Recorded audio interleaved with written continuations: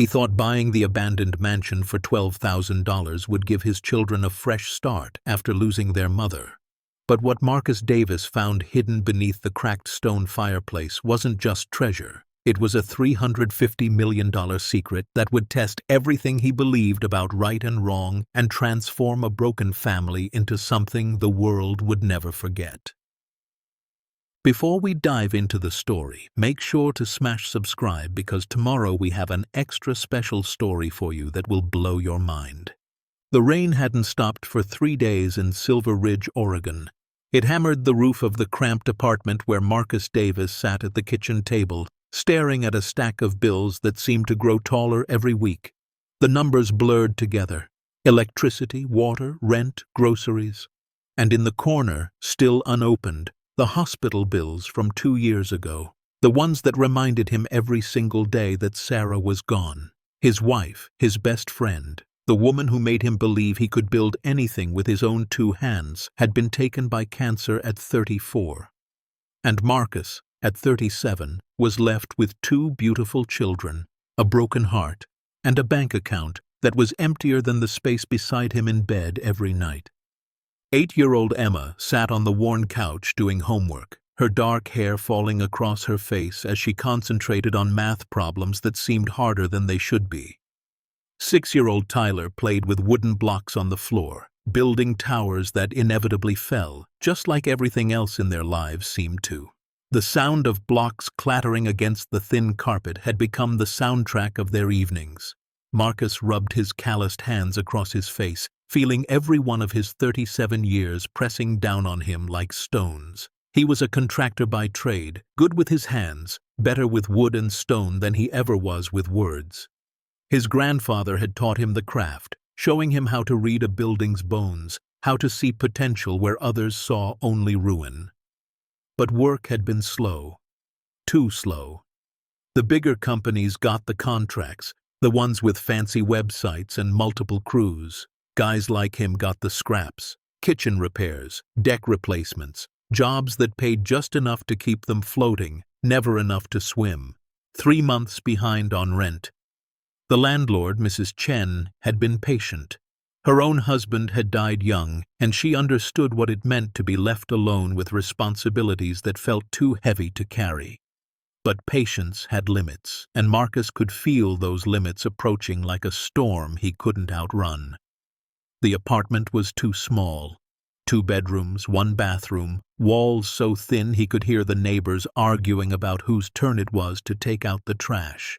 Tyler had nightmares most nights, crying out for his mama, and Marcus would hold him in the darkness, feeling like he was drowning in his own inadequacy. Emma tried to be brave, tried to be the little adult, but she was 8. She shouldn't have to be strong. She should be allowed to be a kid. That's when he saw it. He'd been scrolling through property listings late at night, not seriously, just torturing himself with dreams of a real home. A place with a yard where Tyler could play. A place with enough rooms that Emma could have space for all her books. A place that didn't smell like old carpet and other people's cooking. The listing appeared just after midnight, like it had been waiting for him. Historic mansion, Silver Ridge Woods, $12,000 or best offer. Needs extensive work, serious inquiries only. Marcus stopped scrolling. 12,000 for a mansion. That couldn't be real.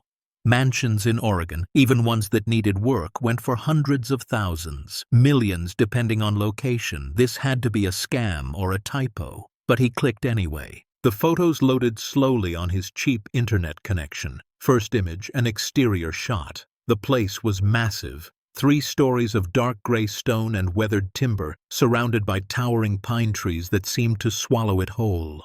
Gothic windows with pointed arches. A grand staircase visible through dusty glass. Wrap-around porches that sagged in places like tired shoulders carrying too much weight for too long. It looked haunted, honestly. Like something from a horror movie where teenagers make terrible decisions. But it also looked solid. Even through the neglect, even through the ivy crawling up the walls and the moss claiming the roof, Marcus could see the bones. Good bones. Strong bones. The kind of structure that had weathered a century and would weather another if someone cared enough to help it. He scrolled through more photos. A grand foyer with a sweeping staircase, banisters hand-carved from oak, crown molding that must have taken craftsmen months to install, hardwood floors buried beneath years of dust, a parlor with built-in bookshelves floor to ceiling, a dining room with a crystal chandelier hanging at an angle like it had given up halfway through a fall. And then he saw the fireplace, massive, easily 8 feet tall, made of dark gray river rock mortared together in an almost artistic pattern. The kind of fireplace that would heat an entire wing of the house. The kind that spoke of an era when people built things to last forever. Marcus zoomed in on that photo, studying it. Something about the craftsmanship called to him, the way certain buildings always had. This wasn't just construction. This was art. He checked the listing details. 7 bedrooms, 4 bathrooms, basement partially finished, attic with potential, 12 acres of forested land, built in 1926. No utilities currently connected. Septic system status unknown. Well water condition uncertain, sold as is. The red flags were obvious. No power, no water, unknown systems, extensive repairs needed. Any sensible person would run away. But Marcus wasn't feeling particularly sensible these days. He was feeling desperate. The rent was due in 5 days. He had $14,300 in his savings account. Everything he'd managed to scrape together since Sarah died. Every job, every overtime hour, every dollar he hadn't spent on anything but survival. Buying this place would leave him with just over $2,000. No buffer, no safety net, nothing. It was insane. It was reckless. It was exactly the kind of impulsive decision Sarah would have talked him out of. She'd been the practical one, the planner, the person who made spreadsheets and thought 3 steps ahead. But Sarah wasn't here. And maybe, just maybe, this was the answer he'd been praying for. A chance to give the kids something better, a place to heal, a place to start over, even if it meant gambling everything they had left. Marcus picked up his phone, hands shaking slightly. It was after midnight, but the listing included a contact number. He called. It rang 4 times. Then a woman answered, her voice clipped and professional despite the late hour. Cascade County Real Estate. Yeah, hi. I'm calling about the mansion listing, the one for $12,000? There was a pause on the other end. Not a surprised pause, but something else. Something that sounded almost like concern. The Whitmore estate? The woman asked carefully. I guess so. Is it still available? Another pause, longer this time. Marcus could hear papers rustling in the background, the click of a keyboard. Yes, it's still available. But I should tell you, Mr. Davis, Marcus Davis. Mr. Davis, that property has been on the market for 8 years. Multiple buyers have expressed interest. Several have made offers. None have followed through with the purchase. Marcus felt his hope deflating. Why not? Various reasons. The location is extremely remote, over an hour from town on poorly maintained roads. The property requires extensive renovations that most buyers found overwhelming. Utility connection alone would cost tens of thousands. And... She trailed off. And what? Marcus pressed. Some buyers found the property unsettling. There are local stories about why it's been abandoned so long. Rumors mostly, nothing substantiated, but enough to make people uncomfortable. Marcus almost laughed. Unsettling. Rumors. He'd been living in unsettling since the day he watched his wife take her last breath in a sterile hospital room. He'd been haunted by the ghost of their life together every single day since. A creaky old mansion wasn't going to scare him. I'd like to see it, he said firmly. The woman, who introduced herself as Patricia Lang, agreed to meet him the next morning at 10. Marcus barely slept that night. He lay in bed, staring at the ceiling, listening to Tyler's soft breathing from the kids' room, wondering if he was making the biggest mistake of his life, or the best decision he'd ever made. When dawn came, gray and misty through the apartment's single window, he was already awake. He made breakfast, scrambled eggs and toast, and broke the news to the kids over their meal. "We're going to look at a house today," he said, trying to sound casual. Emma looked up from her plate, eyes wide. "A new house?" "Maybe. I don't know yet. But I want you guys to see it. Tell me what you think." "Is it big?" Tyler asked, syrup on his chin. "Yeah, buddy, it's big." "Bigger than this?" Emma gestured at their cramped apartment. Marcus smiled. "Much bigger." They loaded into his rusty pickup truck an hour later. The vehicle was a 1995 Ford that had seen better decades, but it ran mostly, and it was paid for. That's all that mattered. The drive into the woods took 40 minutes, winding roads that started paved and gradually deteriorated into gravel, then dirt. Branches scraped the sides of the truck like skeletal fingers reaching out from the forest. The GPS on Marcus's phone lost signal twice, and he had to navigate by the handwritten directions Patricia had texted him. Left at the dead oak, right at the creek crossing, straight through where the old mill used to be.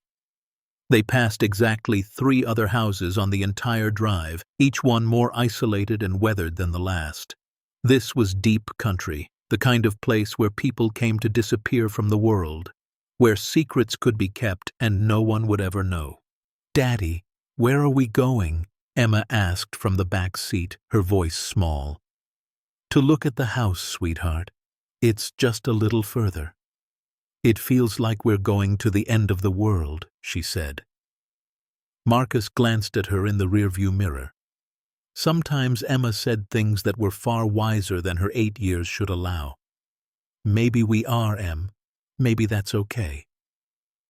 When they finally arrived, Marcus's breath caught in his chest. The photographs hadn't done it justice. The mansion rose from the forest floor like something from a Gothic novel, like it had grown there naturally among the ancient pines. Dark stone walls, each rock carefully chosen and placed, covered in thick ropes of ivy that had claimed it over decades. The roof was slate, real slate, though many tiles were missing or cracked. 3 stories tall with peaks and gables that reached toward the gray sky like prayers. Windows, so many windows, tall and arched with leaded glass that somehow remained intact despite years of abandonment. The wraparound porch sagged in places, wood rotted through in spots, but the overall structure stood firm. This building had weathered nearly a century of Pacific Northwest rain and wind, and it was still standing, still solid, still waiting. Emma pressed her face to the truck window. "It looks like a castle," she whispered. "A scary castle," Tyler added, his voice uncertain. "It's just old," Marcus said, though his own heart was pounding. There was something about the place, something he couldn't quite name. Not threatening exactly, but powerful. Like the building itself was alive and aware of their presence. They climbed out of the truck into air that smelled like wet earth and pine needles. The silence was profound, broken only by the distant sound of a creek and the wind moving through the treetops. No traffic, no neighbors, no sounds of civilization at all. Just nature and this enormous stone structure that had been forgotten by the world. Patricia Lang was waiting at the front steps, standing beside a silver sedan that looked absurdly clean and modern against the wild backdrop. She was in her 50s, wearing a pristine pantsuit that seemed ridiculous in the muddy woods, heels that sank slightly into the soft ground. She extended a hand as they approached. "Mr. Davis, I'm Patricia." Marcus shook her hand, noting the firm grip. "This is Emma and Tyler." Patricia smiled at the children, but it was the professional smile of someone who dealt with people for a living, not a genuine warmth. "Well, let's take a look, shall we?" The front door was massive, solid oak darkened by age and weather. It hung slightly crooked on iron hinges that had rusted but still held. Patricia produced a large old-fashioned key and inserted it into the lock. It turned with a deep, satisfying click that echoed. The door swung open with a groan that sounded almost human, almost pained, and cold air rushed out from inside. Stale air, the smell of dust and abandonment, but underneath it, something else. Wood polish, stone, the lingering scent of a life once lived here. Marcus stepped inside first, Emma clutching his hand, Tyler pressed against his leg. The foyer was breathtaking, easily 20 feet wide and 30 deep, with that grand staircase sweeping up to the second floor in a graceful curve. The banister was hand-carved oak, each spindle unique, the craftsmanship stunning. Crown molding ran along the ceiling, intricate patterns of leaves and vines. The floors were hardwood, oak or maybe maple, buried beneath a thick layer of dust that puffed up with each step they took. To the left, through an arched doorway, a parlor.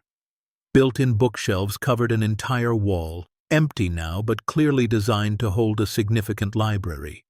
A window seat beneath a bay window overlooked the forest. To the right, a formal dining room. The crystal chandelier hung at an angle, several crystals missing, but it was still magnificent, catching what little light came through the dirty windows and throwing rainbows across the dust. "How many bedrooms did you say?" Marcus asked, his voice hushed in the enormous space. 7. 4 full bathrooms. The master suite is on the second floor. There are 3 bedrooms on that level, 3 more on the third floor. The basement is partially finished with what was once a recreation room and workshop. Patricia consulted her folder. There's also an attic, though I haven't been up there personally. Emma had released his hand and was slowly spinning in a circle in the foyer, looking up at the ceiling that seemed impossibly high. "Daddy, we could fit our whole apartment in just this room." She was right. The foyer alone was larger than their entire living space. Tyler ventured toward the dining room, his small footsteps echoing. "Can I pick my room?" "We haven't bought it yet, buddy," Marcus said, but he was already imagining it. Emma in the room with the window seat, reading her books in the natural light. Tyler in one of the third-floor rooms, high up like a treehouse, his own room, maybe the master suite, where he could finally spread out, finally breathe. They walked through every room, Patricia pointing out features and problems in equal measure. The kitchen was enormous but outdated, appliances from the 70s that probably hadn't worked in decades. Water stains on the ceiling indicated roof leaks. Several windows had cracked panes. The bathrooms needed complete overhauls. But the bones, God, the bones were magnificent. Load-bearing walls that were solid stone 2 feet thick, hand-hewn beams that wouldn't budge if you hit them with a truck, hardwood floors that could be sanded and refinished, plaster walls that could be repaired. This wasn't a house that needed to be rebuilt. It needed to be awakened. On the second floor, Marcus tested every floorboard, checking for rot or weakness. Some creaked, but they all held firm. He examined the roof from inside the third-floor bedrooms, looking for major structural damage. There were problems, certainly, places where water had gotten in, places that would need work, but nothing catastrophic, nothing that would require tearing down and starting over. This house wanted to be saved. They climbed back down to the first floor, and that's when Marcus saw it. In what Patricia called the library, though it was really just a large room with those built-in shelves, there stood a massive fireplace. He'd seen it in passing on the first walkthrough, but now he stopped, really looking at it. 8 feet tall, maybe 9 at the peak. Made of river rock, each stone carefully selected and placed, mortared together in a pattern that was almost hypnotic. Dark gray and black stones, smooth from water, fitted together like a 3-dimensional puzzle. The hearth was wide enough for 2 people to stand in comfortably. The mantel was a single piece of wood, probably walnut, carved with a design that had been worn smooth by time. "What's the history of this place?" Marcus asked, unable to take his eyes off the fireplace. Patricia consulted her folder. Built in 1926 by Edmund Whitmore, a timber baron who made his fortune in the logging industry. The family lost most of their wealth during the Depression. The house changed hands several times over the following decades. The last owner was Vincent Whitmore, Edmund's grandson. He inherited it in the 70s and lived here alone until his death 7 years ago. No heirs, no will. The estate went through probate and county foreclosure. Why so cheap? Marcus asked the question that had been nagging at him since he first saw the listing. Patricia hesitated. She glanced at the children, then back at Marcus. The estate was severely mismanaged. Vincent Whitmore died with significant debts.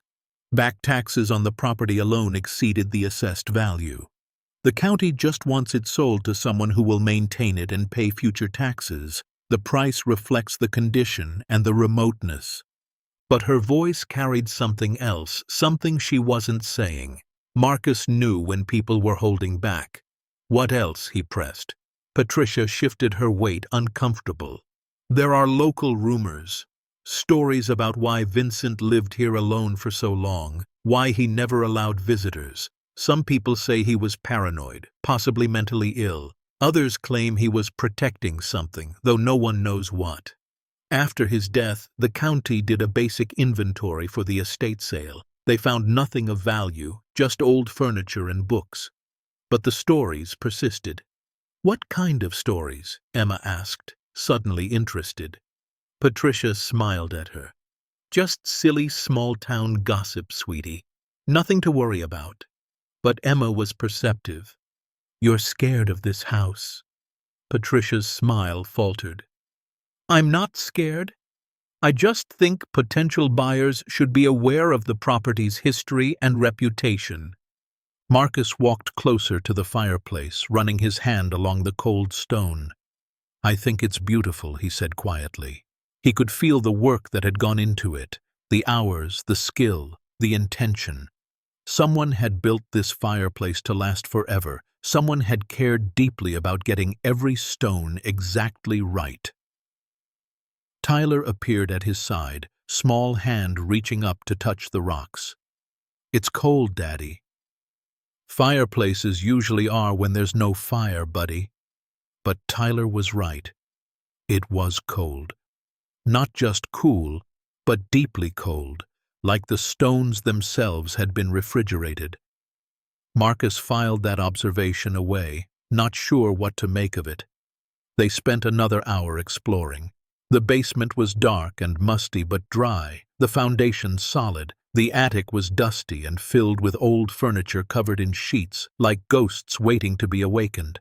The property outside stretched into the forest, 12 acres of pine and fir, a creek running along the back boundary. There was an old garden, overgrown now but clearly once maintained, even what looked like the remains of a small greenhouse. As they walked back to the truck, Marcus did mental calculations. The house needed work, lots of work. But he was a contractor. He knew how to do most of it himself. Wiring, plumbing, roofing, he could learn what he didn't already know. They'd need to get power connected, which would be expensive. But solar panels might be an option in this much sun, on good days anyway. The well would need to be tested and possibly repaired. But it was doable. It was survivable. More importantly, it was theirs. It could be theirs. What do you think? He asked the kids. Emma looked back at the mansion, her expression thoughtful. It's sad, she said finally.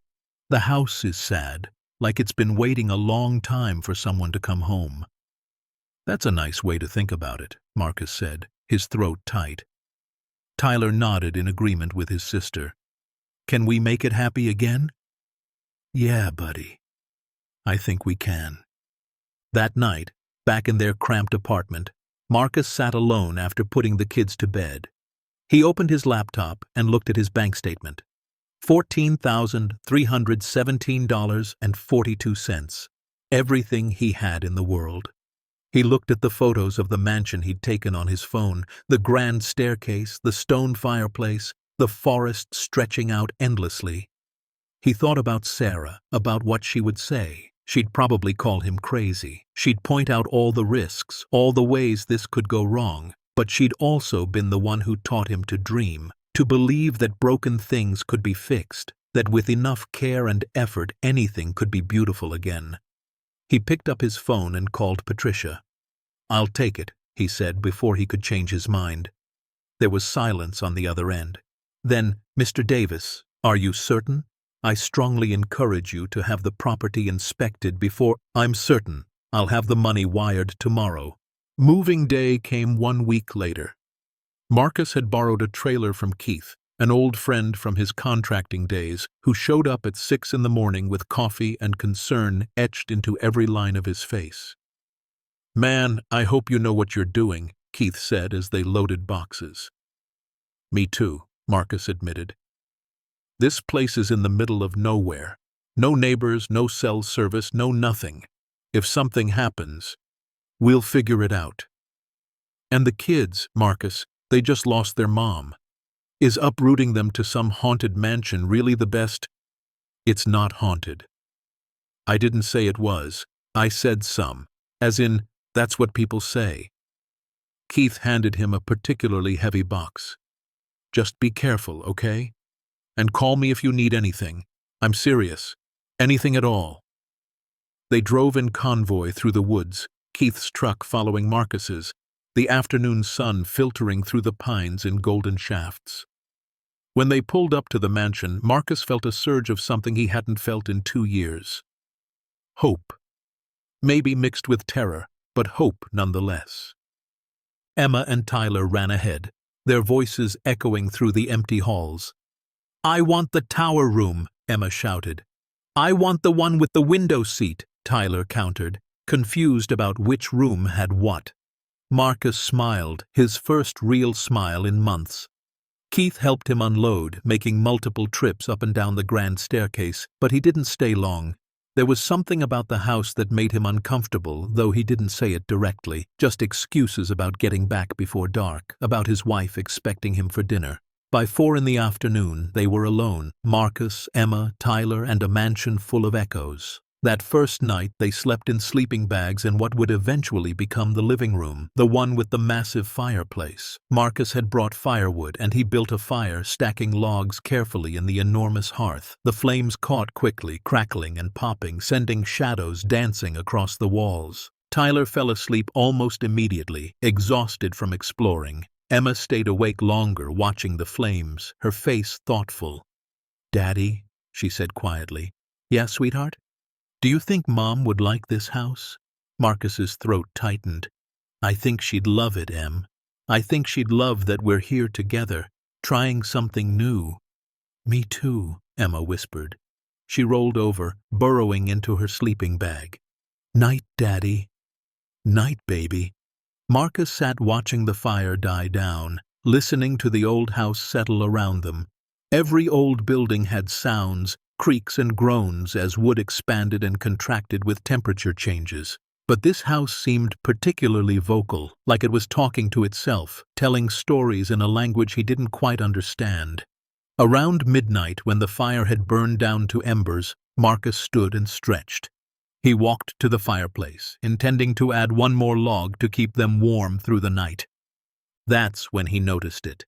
In the firelight, something about the stonework looked odd.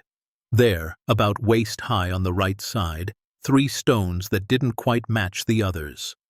Same type of rock, same size, but the mortar around them looked newer, fresher, like they'd been removed and replaced at some point.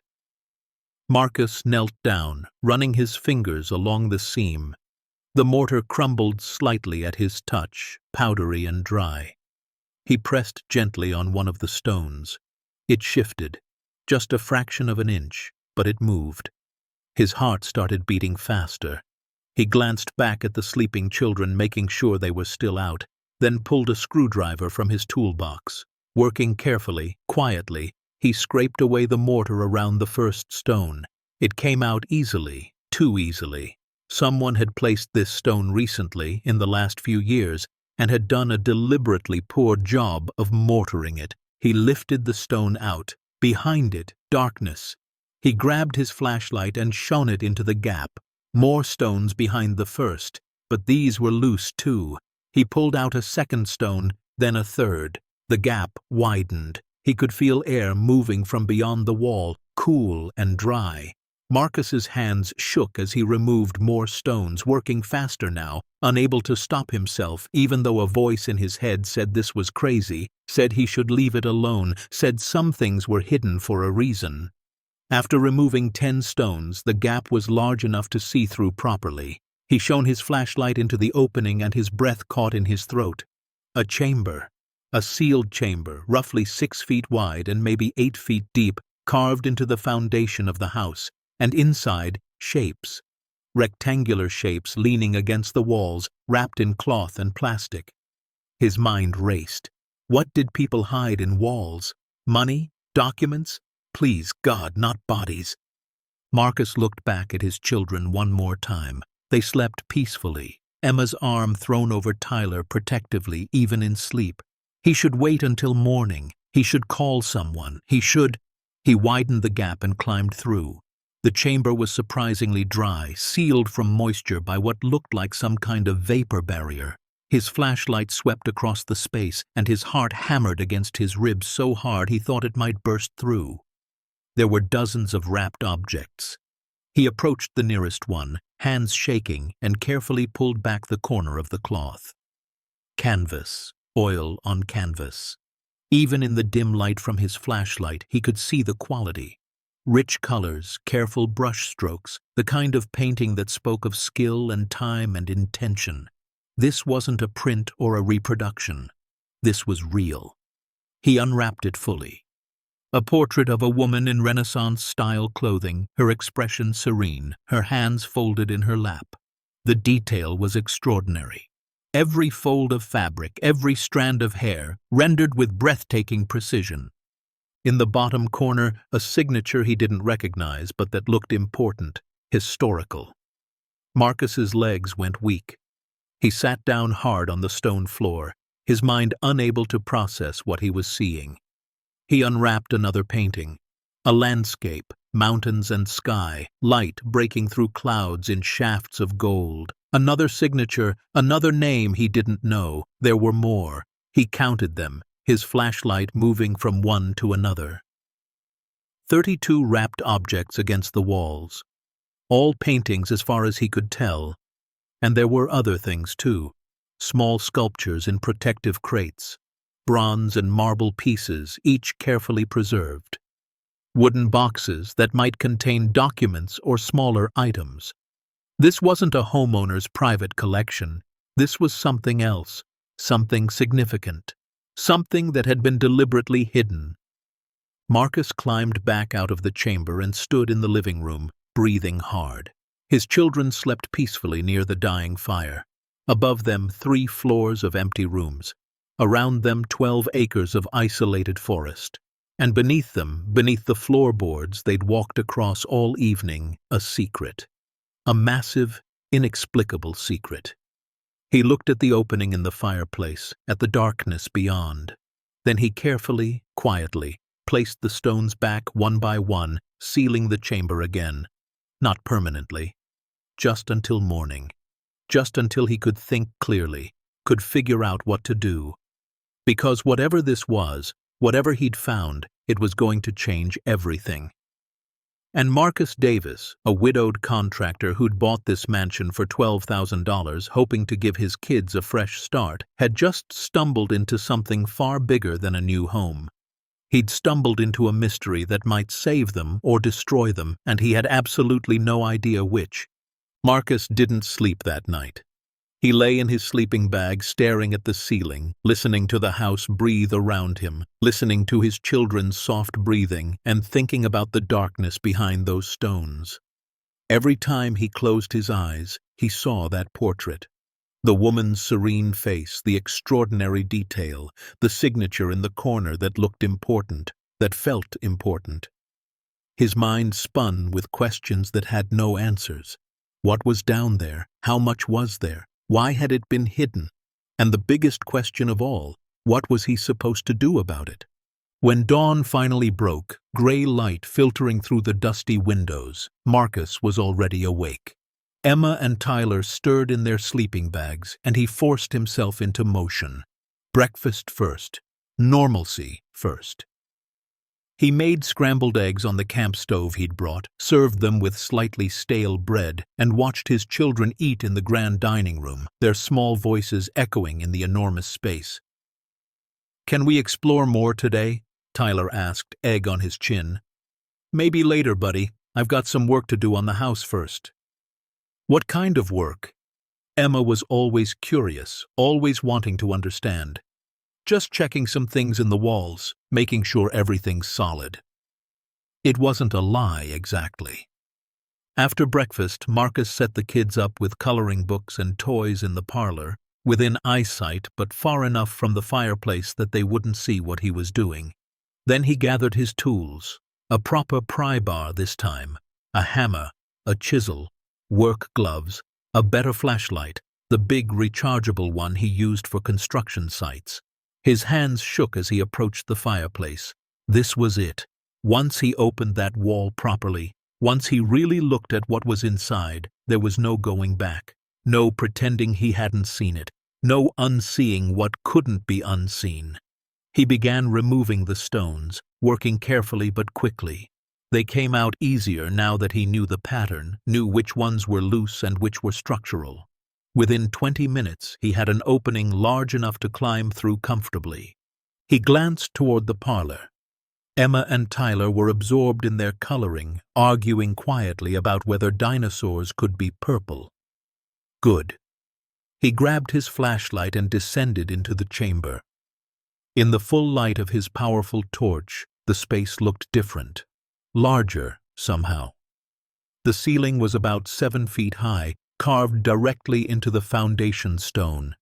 The walls were lined with some kind of moisture barrier, thick plastic sheeting carefully installed, and everywhere, carefully arranged and protected, were treasures. Marcus started with the paintings. He unwrapped the first one completely, removing all the protective layers. The portrait he'd seen last night looked even more stunning in better light.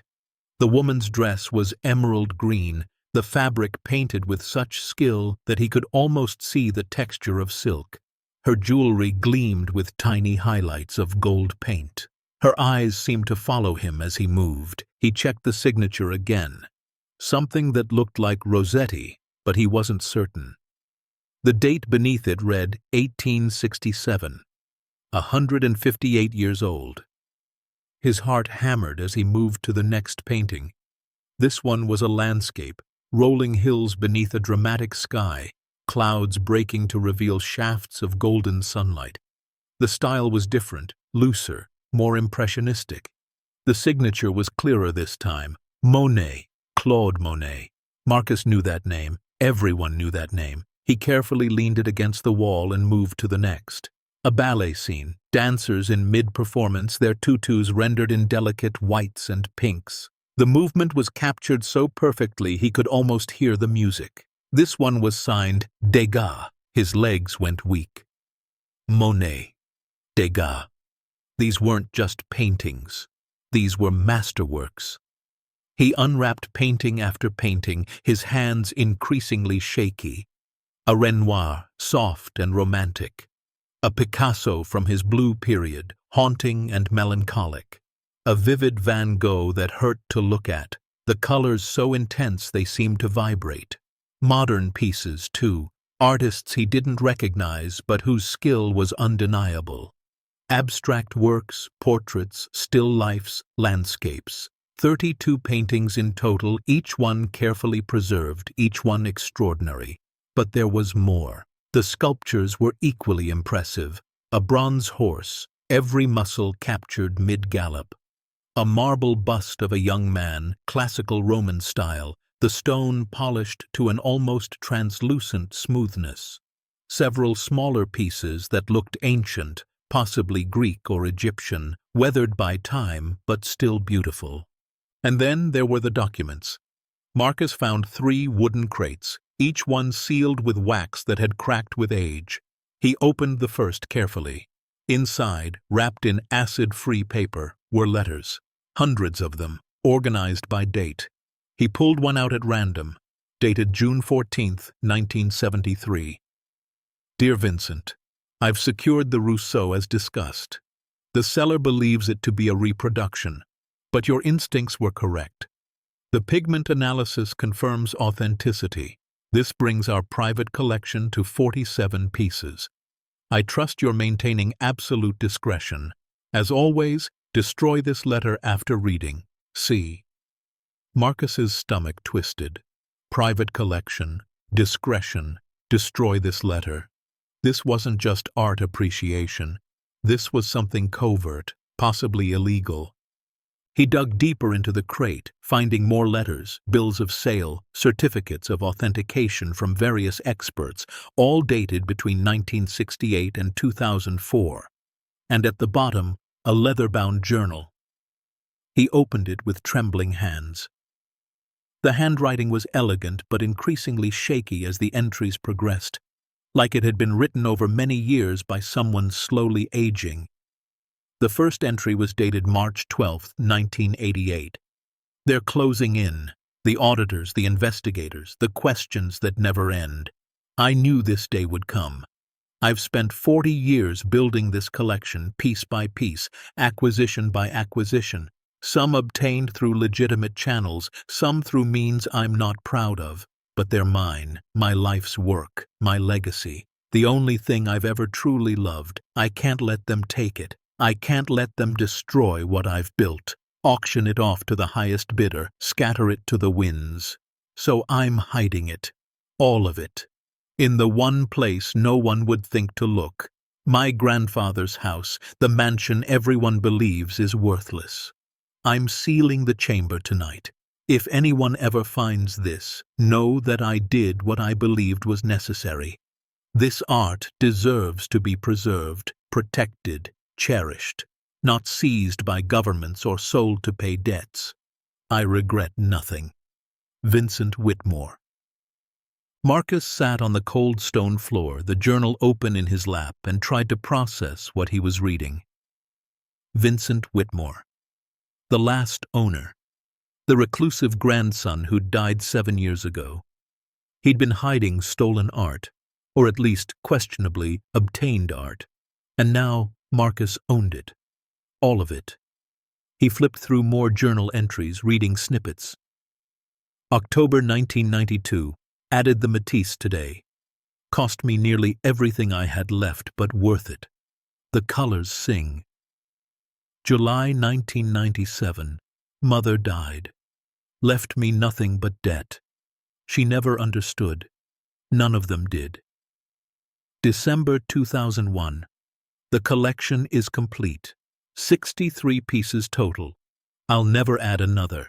I'm done acquiring. Now I just protect. 63 pieces. Marcus looked around the chamber. He'd only counted 32 paintings and maybe a dozen sculptures and smaller items. Where were the rest? He stood, sweeping his flashlight along the walls more carefully. There, at the back of the chamber, another seam, another false wall. He approached it, pressed against the stones, and felt them shift. 20 minutes of careful work revealed a second smaller chamber beyond the first. And there they were. 30 more wrapped canvases, leaning against each other like soldiers standing at attention. More crates filled with smaller treasures. Marcus unwrapped enough to confirm they were real, that this wasn't some elaborate hoax. A Rembrandt, a Caravaggio, a Vermeer that made his breath catch, light streaming through a window to illuminate a girl reading a letter, the expression on her face so real, so alive, that time seemed to collapse. He climbed back out into the living room and sat on the floor, his back against the wall, his mind reeling. The morning sun was higher now, streaming through the windows, illuminating dust motes that danced like tiny galaxies. From the parlor he could hear Emma and Tyler playing, their voices bright and innocent and completely unaware that beneath their feet lay a fortune beyond imagination. A fortune that wasn't his. Or was it? He'd bought the property legally. Everything in the house was supposed to be included in the sale. But hidden assets, things deliberately concealed, did the law treat those differently? And what about the pieces Vincent had acquired illegally? If Marcus reported this, would he get in trouble just for finding it? Would he lose everything, including the house? The questions spiraled, each one spawning 10 more. That night, after feeding the kids dinner, after reading them bedtime stories in their new rooms, after tucking them in and promising that yes, everything was going to be okay, Marcus opened his laptop. The internet connection was terrible, running off his phone's hotspot with barely 1 bar of service, but it was enough. He started researching. Art theft, recovered stolen art, legal ownership of found property, treasure trove laws, estate law, salvage rights.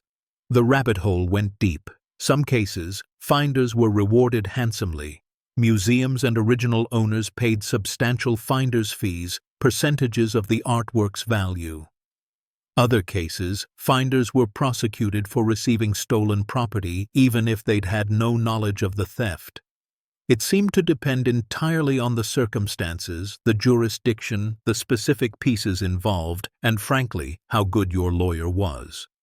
He found himself on the FBI's Art Crime Team website, scrolling through their list of stolen artwork. His heart stopped every time he saw something that looked even remotely similar to one of the paintings in the chamber. But nothing matched exactly. At least, nothing he could identify with certainty.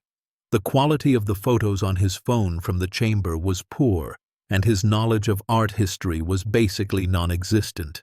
He needed an expert, but reaching out to anyone was a risk. The moment he revealed what he'd found, the secret was out. There would be no taking it back.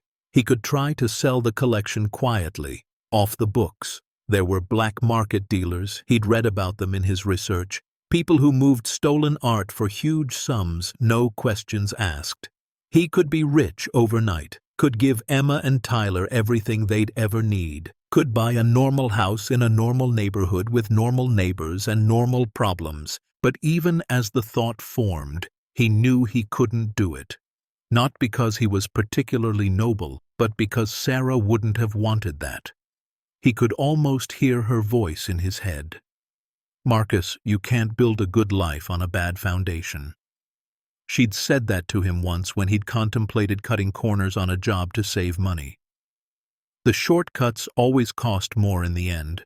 Maybe not in dollars, but in sleep, in being able to look at yourself in the mirror. He'd listened to her then. He should listen to her now. Over the next week, Marcus fell into a strange routine. Days were spent with the kids, exploring the property, starting basic repairs on the house, trying to maintain some sense of normalcy.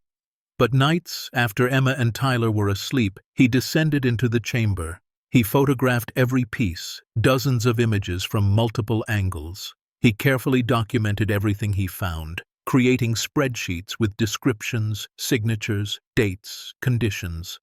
He read Vincent's journal cover to cover, learning about a man who'd loved art more than people, who'd spent his entire life acquiring beauty and then hiding it away where no one could see it. The journal entries grew increasingly paranoid toward the end. "Someone knows. I'm being watched. Cars drive past too slowly. Strangers asking questions in town. They'll never find it. I've hidden it too well. Even if they tear down every wall, they'll never think to look beneath the fireplace. I'm dying. The doctors say weeks, maybe days. I thought I'd have more time to figure this out, to find someone worthy of this collection, but time has run out." The final entry was dated just 3 days before Vincent's death 7 years ago. "I'm leaving it all in the house, hidden, protected, sealed away. If the right person finds it, they'll know what to do. They'll feel the weight of these pieces, the stories they carry, the hands that created them. They'll understand that art isn't just canvas and paint. It's humanity's attempt to capture something transcendent, something eternal. And they'll do right by it. I have to believe that. I have to believe someone like that exists. Forgive me for the burden." Marcus closed the journal and looked around at the paintings surrounding him.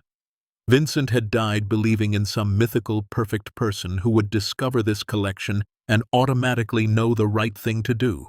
Instead, he got Marcus, a broke contractor with 2 kids and no idea what he was doing. He laughed, a short, bitter sound that echoed in the stone chamber. Then he put his head in his hands and let himself feel the full weight of it. 2 weeks after moving into the mansion, Marcus still hadn't decided what to do. The conflict was tearing him apart. Every logical argument said to keep it quiet, at least until he knew more, until he could consult with lawyers and experts. but every moral instinct said to come forward, to do the right thing no matter the cost. He was standing in the chamber one afternoon, having told the kids he was checking the foundation, when he heard small voices above him. "Daddy, where are you?" His blood turned to ice. Emma. He'd been so careful, only going down when they were asleep or occupied, but he'd miscalculated today, lost track of time. "I'm down here," he called back, trying to keep his voice normal. "In the basement. Stay up there. I'll be right out." But of course, they didn't listen. Children never do. He heard footsteps, then Emma's voice, much closer. "Daddy, why is there a hole in the fireplace?" "Emma, don't." Too late. Her small face appeared in the opening, eyes going wide as she took in the chamber, the paintings, her father surrounded by treasures like some kind of dragon guarding a hoard. "Daddy, what is all this?" Tyler's face appeared beside hers, equally shocked. Marcus's mind raced. He could lie, tell them they were reproductions, nothing important, but Emma was too smart. She'd know. And he'd promised himself after Sarah died that he'd never lie to his kids. Life was hard enough without adding dishonesty to the mix. "Come down here," he said quietly. "Carefully. Watch your step." They climbed through the opening, moving slowly, eyes huge as they took in the chamber. Tyler immediately gravitated to the bronze horse sculpture, reaching out to touch it before Marcus gently stopped him. "Don't touch anything, buddy. These are very old, very delicate." "What are they?" Emma asked, staring at a painting of water lilies, the colors seeming to shimmer in the flashlight beam. Marcus sat down on the stone floor and gestured for them to join him. They settled on either side, small and warm against him. "Remember how I told you we bought this house from a man who died?" They nodded. "Well, before he died, he hid these things down here, paintings and sculptures that are very, very old, very valuable." "How valuable?" Emma asked. Marcus hesitated. "Very. More than I can really explain." "More than our truck?" Tyler asked. Marcus almost laughed. "Yeah, buddy, a lot more than our truck." "Why did he hide them?" Emma's question cut to the heart of everything. "I think because he was scared someone would take them away. Or maybe because he loved them so much he couldn't bear to share them." "That's sad," Emma said, studying the water lilies. "Things are more beautiful when you share them." Marcus's throat tightened. Out of the mouths of babes. "You're right, sweetheart. They are." "So what are we going to do with them?" Emma asked. It was the question Marcus had been asking himself for 2 weeks, and suddenly, sitting there with his children, looking at their open, honest faces, the answer seemed clear. "We're going to do the right thing," he said. "We're going to find out who they really belong to and make sure they get back where they're supposed to be." What happens next will turn this discovery upside down, reveal truths nobody expected, and remind us why sometimes doing the right thing costs more than we imagined, but rewards us in ways money never could. Stay tuned to see what happens next. If you're enjoying the story, please like, share, and subscribe for more. "But what if they belong to us?" Tyler asked, logical as always. "What if the man left them for whoever bought the house?" "I don't know, buddy. That's what we need to figure out." Emma was quiet for a long moment. Then she said something that struck Marcus like lightning. "Mom would want us to tell someone, wouldn't she?" Marcus pulled her close, kissing the top of her head. "Yeah, sweetheart, she would." That night, after putting the kids to bed with promises that they wouldn't tell anyone about the secret room, not yet, Marcus sat at the kitchen table with his laptop. He needed help, professional help, someone who understood art and law and ethics. He started searching for art historians in Oregon, academics who might be trustworthy, who might be willing to advise him confidentially. He found several at Portland State University, reading through their profiles and publications. One caught his attention. Professor Catherine Bennett, specializing in art authentication and provenance research. Her bio mentioned work with museums recovering stolen art, consulting with law enforcement on art crime cases. She seemed legitimate, experienced, and hopefully ethical. He drafted an email, deleted it, drafted another, deleted that too. How do you explain something like this? Dear Professor, I found a hidden art collection in my house. Please help? It sounded insane, but he had to try. He finally settled on something simple and direct, explaining that he'd purchased a property and discovered what appeared to be a significant art collection, that he needed expert guidance on authentication and legal obligations, that he was willing to travel to Portland to discuss it in person. He included no photos, no specific details, just enough to pique interest. He hit send before he could overthink it, then closed the laptop and sat in the darkness. The house creaked and settled around him. Somewhere upstairs, Tyler cried out in his sleep, then went quiet again. Marcus waited, listening, but the cry didn't repeat, just a bad dream. They all had those now. He walked to the fireplace, placing his palm flat against the cold stone. Behind this wall, 63 pieces of art waited in darkness. Pieces that represented humanity's greatest achievements, captured moments of beauty and truth and transcendent vision, and they were hidden, locked away, kept from the world by one man's paranoia and now by Marcus's indecision. I'll figure it out, he whispered to the silence. I promise. The house didn't answer, but the stones felt somehow warmer beneath his hand. Or maybe that was just his imagination. The reply came faster than expected. Marcus was making breakfast the next morning when his phone buzzed with an email. Professor Bennett had responded overnight. Mr. Davis, your email has my attention. I'd like to discuss this further. Are you available for a phone call this afternoon? CB. They spoke at 2 p.m., while Emma and Tyler were occupied building a fort from old furniture in the parlor. Marcus sat on the back porch, phone pressed to his ear, and told Catherine Bennett everything. The purchase of the mansion, the hidden chamber, the paintings and sculptures, Vincent Whitmore's journal, all of it. She listened without interrupting, though he heard her sharp intake of breath several times. When he finished, there was a long silence. Professor Bennett? I'm here, she said, her voice shaken. Mr. Davis, what you're describing, if authentic, is one of the most significant private art collections to surface in decades. Is it possible they're fake, reproductions? Anything's possible.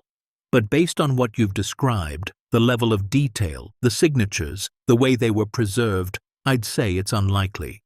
Vincent Whitmore was known in certain art circles as a collector, though no one knew the extent of his collection. After his death, there was speculation about where his pieces had gone. It appears we now have our answer. Marcus's stomach dropped. He was known? In a small way, yes. He attended auctions occasionally in the 70s and 80s, purchased several pieces through legitimate channels, but then he disappeared from the scene entirely. We assumed he'd lost his fortune or lost interest. Clearly, neither was the case. So what do I do? The question came out desperate. First, don't touch anything else. Second, I need to see this collection in person. I have colleagues, authentication experts I trust, people who can examine the pieces and determine what exactly you've found. Can I come to you? When? As soon as possible. This weekend? Marcus thought about it. Saturday was 3 days away. Okay. Mr. Davis, I need you to understand something. Once we begin this process, there's no going back. Your life is going to change. The attention, the legal questions, the scrutiny, it will be intense. Are you prepared for that? No, Marcus admitted, but I don't think I have a choice. You always have a choice. You could seal that chamber back up and pretend you never found it. I can't do that. Why not? Marcus thought about Emma's words. Things are more beautiful when you share them. Because my wife taught our kids that doing the right thing matters more than doing the easy thing, and I can't teach them that lesson while hiding a fortune under our feet. Professor Bennett was quiet for a moment. Your wife sounds like she was a remarkable woman. She was. All right, Mr. Davis. I'll be there Saturday morning. And, Mr. Davis, one more thing. Don't tell anyone else about this. Not friends, not family, no one. The fewer people who know, the safer you and your children will be. After they hung up, Marcus sat on the porch for a long time, watching the wind move through the pine trees. Safer. That word echoed. He'd been so focused on the moral and legal questions that he hadn't really considered the physical danger. But Catherine was right. If word got out about what was in this house, they'd become targets. The mansion suddenly felt more isolated than ever, miles from town, surrounded by forest, no neighbors, no one to hear if something went wrong. That night, Marcus checked every lock twice, tested every window. He lay awake listening to every sound, every creak, every rustle of wind against the walls, wondering if he'd made a terrible mistake, wondering if trying to do the right thing was going to cost him everything that mattered. Around 2 a.m, he heard it. A sound that didn't belong. Not the house settling, not the wind. Footsteps, gravel crunching outside. Marcus sat up slowly, every nerve in his body suddenly alert. He slipped out of bed and moved to the window, keeping to the side, peering out carefully.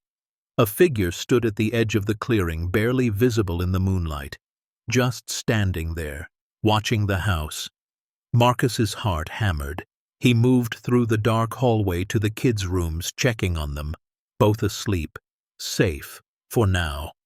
He crept downstairs, grabbing a heavy flashlight that could double as a weapon. The front door was locked. All the windows were secure. But someone was out there. He could feel them. He stood in the foyer, barely breathing, listening. Minutes passed. 5, 10. Then he heard it again. Footsteps, closer now, coming up the porch steps. A knock at the door, soft but deliberate. 3 precise raps. Marcus's mouth was dry. He gripped the flashlight tighter.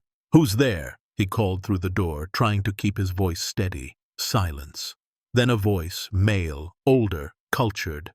"Mr. Davis, I apologize for the late hour. My name is Arthur Whitmore. I believe we need to talk." Whitmore. Vincent's relative?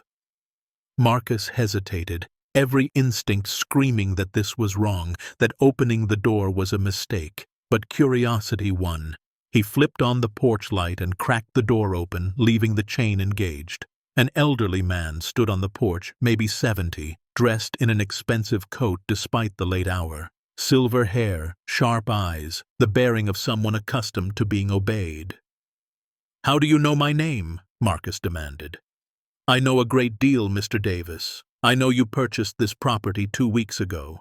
I know you've been making inquiries about art authentication, and I know you found Vincent's collection." Marcus's blood ran cold. "I don't know what you're talking about." Arthur smiled, but it wasn't friendly. "Please, let's not insult each other's intelligence. Vincent was my cousin. I've been looking for that collection for 7 years, and now you've found it. If he was your cousin, why didn't you inherit the house? Vincent and I had a complicated relationship. He didn't trust me, didn't trust anyone, really. But I knew about his obsession, his collection. I've been waiting for someone to finally discover it." "What do you want?" Marcus asked, hand tight on the door, ready to slam it shut. "I want what's rightfully mine. That collection should have been part of Vincent's estate. It should have been liquidated to pay his debts. Instead, he hid it, and you benefited. That's not fair, Mr. Davis." "Fair? You're talking to me about fair?" Marcus's exhaustion frayed into anger. "I bought this house legally. Whatever was in it is mine. Not if it was deliberately concealed, not if it rightfully belongs to creditors and family members who were cheated out of their inheritance." Arthur stepped closer to the door. "I'm prepared to be reasonable, Mr. Davis. I'm not asking for everything, just half. 50% of the collection's value. In exchange, I'll ensure there are no legal challenges to your ownership of the rest. You'll walk away a wealthy man, and no one needs to get hurt." The implied threat hung in the air. Marcus's grip tightened on the flashlight. "Get off my property." "Mr. Davis, now, or I call the police." Arthur's expression hardened. "Think carefully about this. You're a widower with 2 small children, living in an isolated house with a fortune hidden in your walls. Accidents happen in places like this. Houses catch fire. People get lost in the woods. It would be such a shame if—" Marcus slammed the door shut and locked it, his hands shaking with rage and fear. He heard Arthur's footsteps retreat down the porch, but then the voice came again, muffled through the door. "You have 48 hours to reconsider, Mr. Davis. After that, I can't guarantee your safety or that of your children." Then, silence. Marcus stood frozen, listening to his own heartbeat thundering in his ears. He moved to the window and watched Arthur walk to a dark sedan parked at the edge of the drive.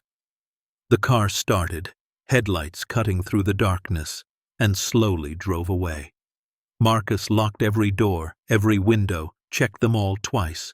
Then he went upstairs and looked in on Emma and Tyler, both still sleeping peacefully, unaware that their world had just become infinitely more dangerous. He sat on the floor between their rooms, back against the wall, flashlight in his lap, and waited for dawn. This was no longer just about doing the right thing. This was about survival. And Marcus realized with sickening clarity that opening that chamber, discovering that collection, might have been the biggest mistake of his life.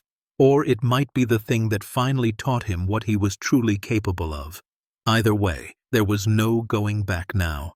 Marcus didn't call the police that night. What would he say? A man came to his door and made vague threats.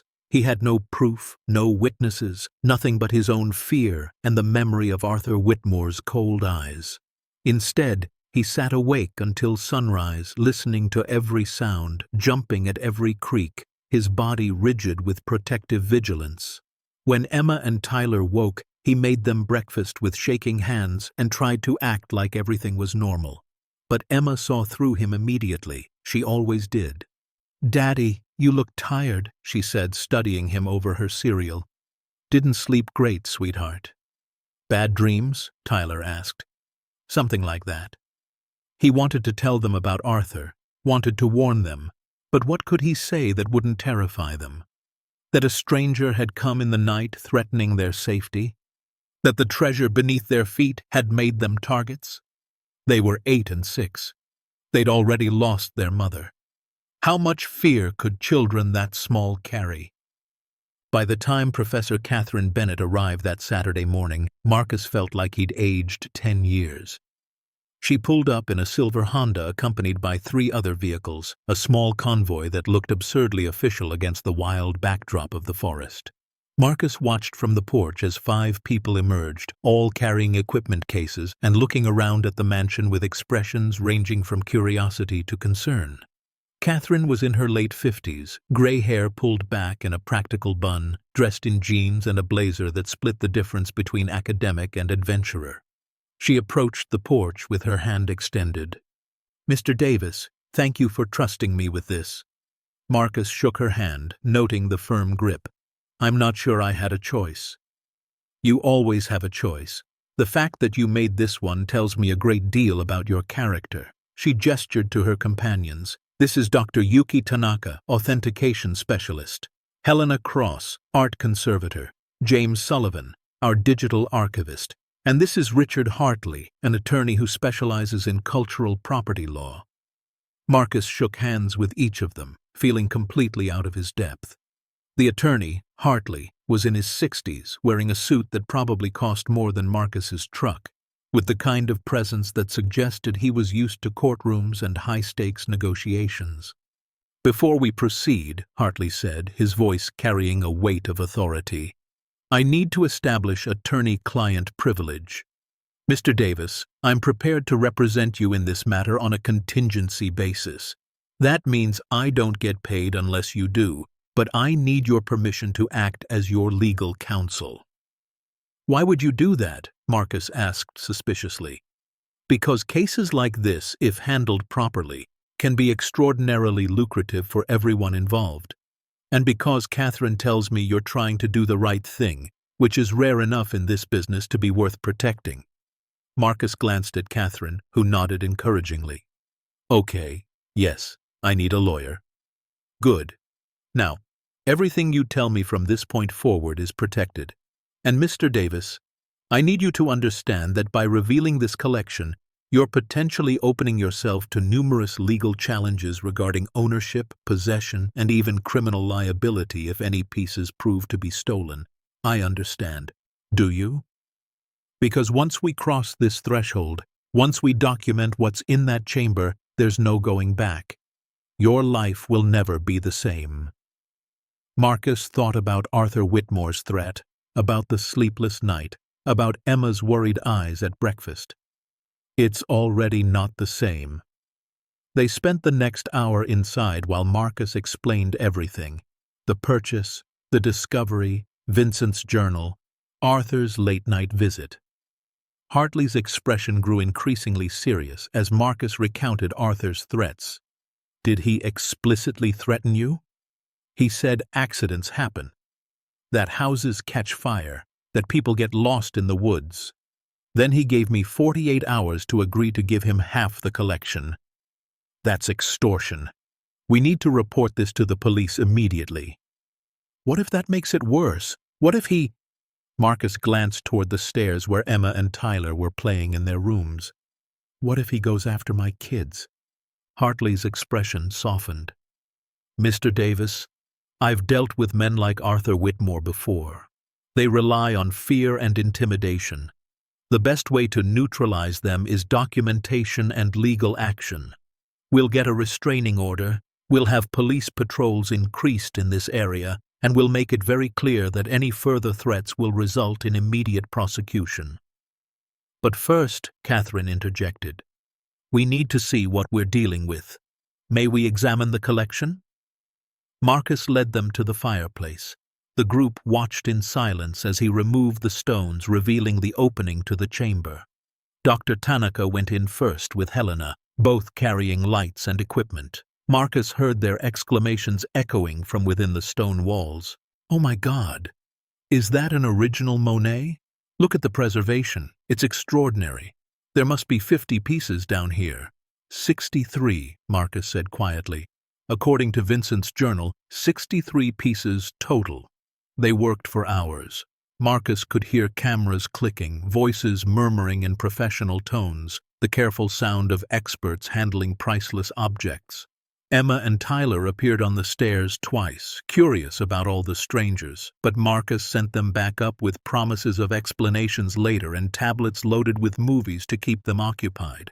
Finally, as afternoon shadows began lengthening across the floor, the team emerged. Dr. Tanaka's hands were shaking slightly as he removed his gloves. He looked at Marcus with an expression of pure awe.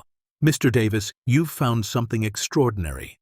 I've personally authenticated 27 pieces so far, and I believe every single one is genuine. You have works by Monet, Degas, Renoir, Picasso, Rembrandt, Vermeer, and at least a dozen other masters. There are also several pieces I don't immediately recognize which could be even more significant once properly researched. What's it worth? Marcus asked, his voice barely a whisper. The room fell silent. Everyone looked at Hartley, who'd been taking notes throughout the examination. He set down his pen and met Marcus's eyes. Based on preliminary assessment, and I stress this is preliminary, we're looking at a collection valued conservatively between $200 million and $400 million. The number hit Marcus like a physical blow. He sat down hard on the couch, his vision swimming. $400 million, under his fireplace, in the house he'd bought for $12,000. However, Hartley continued, and that one word carried the weight of 1,000 complications. Ownership is going to be extraordinarily complex. We need to trace the provenance of every single piece. Some may have clear titles. Others may have been stolen from museums, looted from families during World War II, taken from private collections under questionable circumstances. Each piece will require individual legal determination, which could take years. Years, Marcus repeated numbly.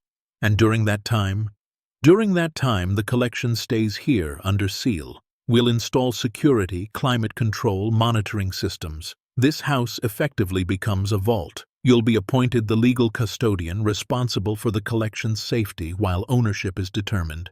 Catherine sat beside Marcus on the couch. I know this is overwhelming, but you did the right thing by coming forward. Now we do the hard work of untangling this properly. What about Arthur Whitmore? Marcus asked. What are his actual rights to this? Hartley pulled out his tablet and showed Marcus something he'd been researching. Arthur Whitmore was indeed Vincent's cousin, but more than that, he was Vincent's business partner in several art acquisition ventures in the 70s and 80s. There are records of them attending auctions together, corresponding about purchases. Arthur has already filed preliminary paperwork claiming that half the collection represents his investment in their partnership, that Vincent cut him out illegally, and that he has rightful claim to 50% of its value. Marcus's stomach dropped. Can he prove that? He has some documentation, letters, bank transfers, auction records. Whether it's enough is debatable, but it's going to be one of many legal challenges you'll face. Many? Art collections of this significance always attract multiple claims. Family members, creditors, museums claiming pieces were stolen from them, governments asserting cultural heritage rights. It's going to be a circus, Mr. Davis, and you're going to be at the center of it. That night, after the team had left with promises to return on Monday to begin the formal documentation process, after Marcus had checked every lock 3 times and set up a security camera system that Hartley had ordered Rush delivered, he sat alone in the dark living room, the weight of it all pressed down on him like stones. $400 million, legal battles, threats, Arthur Whitmore out there somewhere, waiting, watching. How had his life become this? The circus began faster than anyone expected. By Monday morning, news of the discovery had leaked. Marcus never found out who'd talked.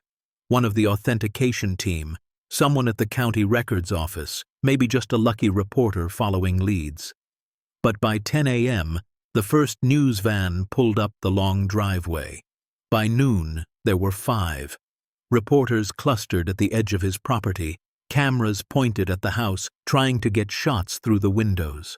Marcus pulled all the curtains closed and kept the kids away from the windows, but Emma had already seen them. Daddy, why are there TV people here? Because we found something important, sweetheart, and people are curious about it. Are we going to be on TV? Tyler asked, equal parts excited and nervous. Not if I can help it, buddy. But avoiding the media proved impossible. They camped at the end of his driveway, stopping him every time he tried to leave, shouting questions through truck windows. Mr. Davis, is it true you found over $300 million in stolen art? Marcus, how does it feel to go from broke to billionaire overnight? Are you going to keep the money? Is your family in danger? That last question, shouted by a reporter from a Portland news station, made Marcus's blood run cold. They were making his children targets, broadcasting to the world that there was something valuable here, that this isolated house in the woods contained treasure. He called Hartley immediately. They're turning my kids into targets. You have to make them go away. I can't make them leave, Mr. Davis. It's public interest, freedom of the press. But I can get a restraining order keeping them off your immediate property. Beyond that, my advice is don't engage. Don't answer questions. Say nothing. The less you feed the story, the faster they'll move on. But the story didn't die. It grew. Within days, it had gone national. Widowed father discovers hidden fortune. Art collection worth hundreds of millions found in Oregon mansion. The real treasure of Silver Ridge. Marcus's face was on the news. A photo someone had dug up from his contractor license, looking tired and worn. They dug into his background, into Sarah's death, into their financial struggles. They interviewed people from town who barely knew him. Yeah, Marcus Davis, quiet guy, kept to himself mostly. Never thought he'd be the one to find something like this. The attention brought more than just reporters. Within a week, Marcus started receiving letters, dozens of them, forwarded by Hartley's office, claims on the collection from parties all over the world. A museum in France claimed one of the Monets had been stolen from them in 1972. A family in Amsterdam said the Vermeer had belonged to their grandparents, looted by Nazis during World War II. A private collector's estate claimed several pieces had been sold to Vincent under fraudulent circumstances. Arthur Whitmore's claim was just one of 17 separate legal challenges filed in the first month alone. "How is this possible?" Marcus asked Hartley during one of their increasingly frequent phone calls. "How can so many people claim the same pieces?" "Because art theft is a multi-billion-dollar criminal enterprise that spans centuries. Pieces get stolen, sold, resold, stolen again. Provenance becomes murky. And when something like your collection surfaces, everyone who's ever lost artwork sees an opportunity to reclaim it, whether legitimately or not. Our job is to sort through these claims and determine which ones have merit." The legal fees were staggering. Even with Hartley working on contingency, there were court costs, filing fees, expert witnesses, researchers tracing provenance. Hartley assured Marcus that all costs would be deducted from any eventual settlement, but the numbers made Marcus's head spin. $100,000, $300,000, $500,000. He'd gone from having $14,000 to his name to being responsible for legal bills that could bankrupt him if this all fell apart. His contracting business, the one source of income he had, collapsed entirely. He couldn't focus on other jobs when he was dealing with conference calls with lawyers, meetings with art experts, depositions for various legal proceedings. Clients who'd hired him for renovations had to find other contractors. His reputation suffered. "Marcus Davis? The treasure guy? Yeah, I heard about him. Probably too rich now to care about small jobs like mine." But he wasn't rich. Not even close. He was drowning in complexity and fear and responsibility. The only money he had was what little remained of his savings, and that was disappearing fast into basic living expenses. The mansion needed work he couldn't afford to do. Winter was coming, and the heating system didn't work. They were living in sleeping bags again, huddled around space heaters, while beneath them sat a collection worth more than some small country's GDP. The children suffered most. Emma stopped talking about the treasure, stopped asking questions. She became withdrawn, spending hours in her room reading, shutting Marcus out when he tried to check on her. At school, kids asked her constantly about the treasure, about being rich, about whether she'd seen the paintings. Teachers looked at her differently, like she was something exotic and strange rather than just a kid who needed normalcy. Tyler's nightmares returned with a vengeance. He woke screaming 3 or 4 times a week, calling for his mother, terrified of shadows and strangers and unnamed threats. Marcus would hold him in the darkness, rocking him, promising everything was okay, even though nothing felt okay. "Daddy, are the bad men going to hurt us?" Tyler asked one night after a particularly bad dream. "No, buddy. I won't let anyone hurt you." "But what if they come when you're sleeping? What if they take Emma? What if—" "Hey, look at me." Marcus tilted Tyler's chin up. "I know things are scary right now. I know this is all confusing and overwhelming, but I promise you, I will keep you safe. That's my job, and I'm good at my job." But was he? He'd brought them here. He'd opened that chamber. He'd set in motion a chain of events that had turned their lives into chaos. Maybe Arthur Whitmore had been right. Maybe he should have just sealed it back up and walked away. One morning, 6 weeks after the discovery, Marcus sat at the kitchen table staring at yet another stack of legal documents he didn't understand, feeling the walls closing in. He was failing his kids, failing Vincent's legacy, failing Sarah's belief that doing right would somehow work out.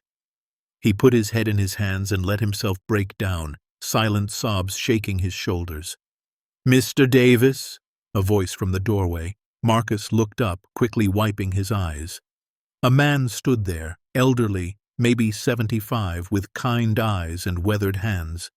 He wore overalls and a flannel shirt, looking more like a farmer than whatever he actually was.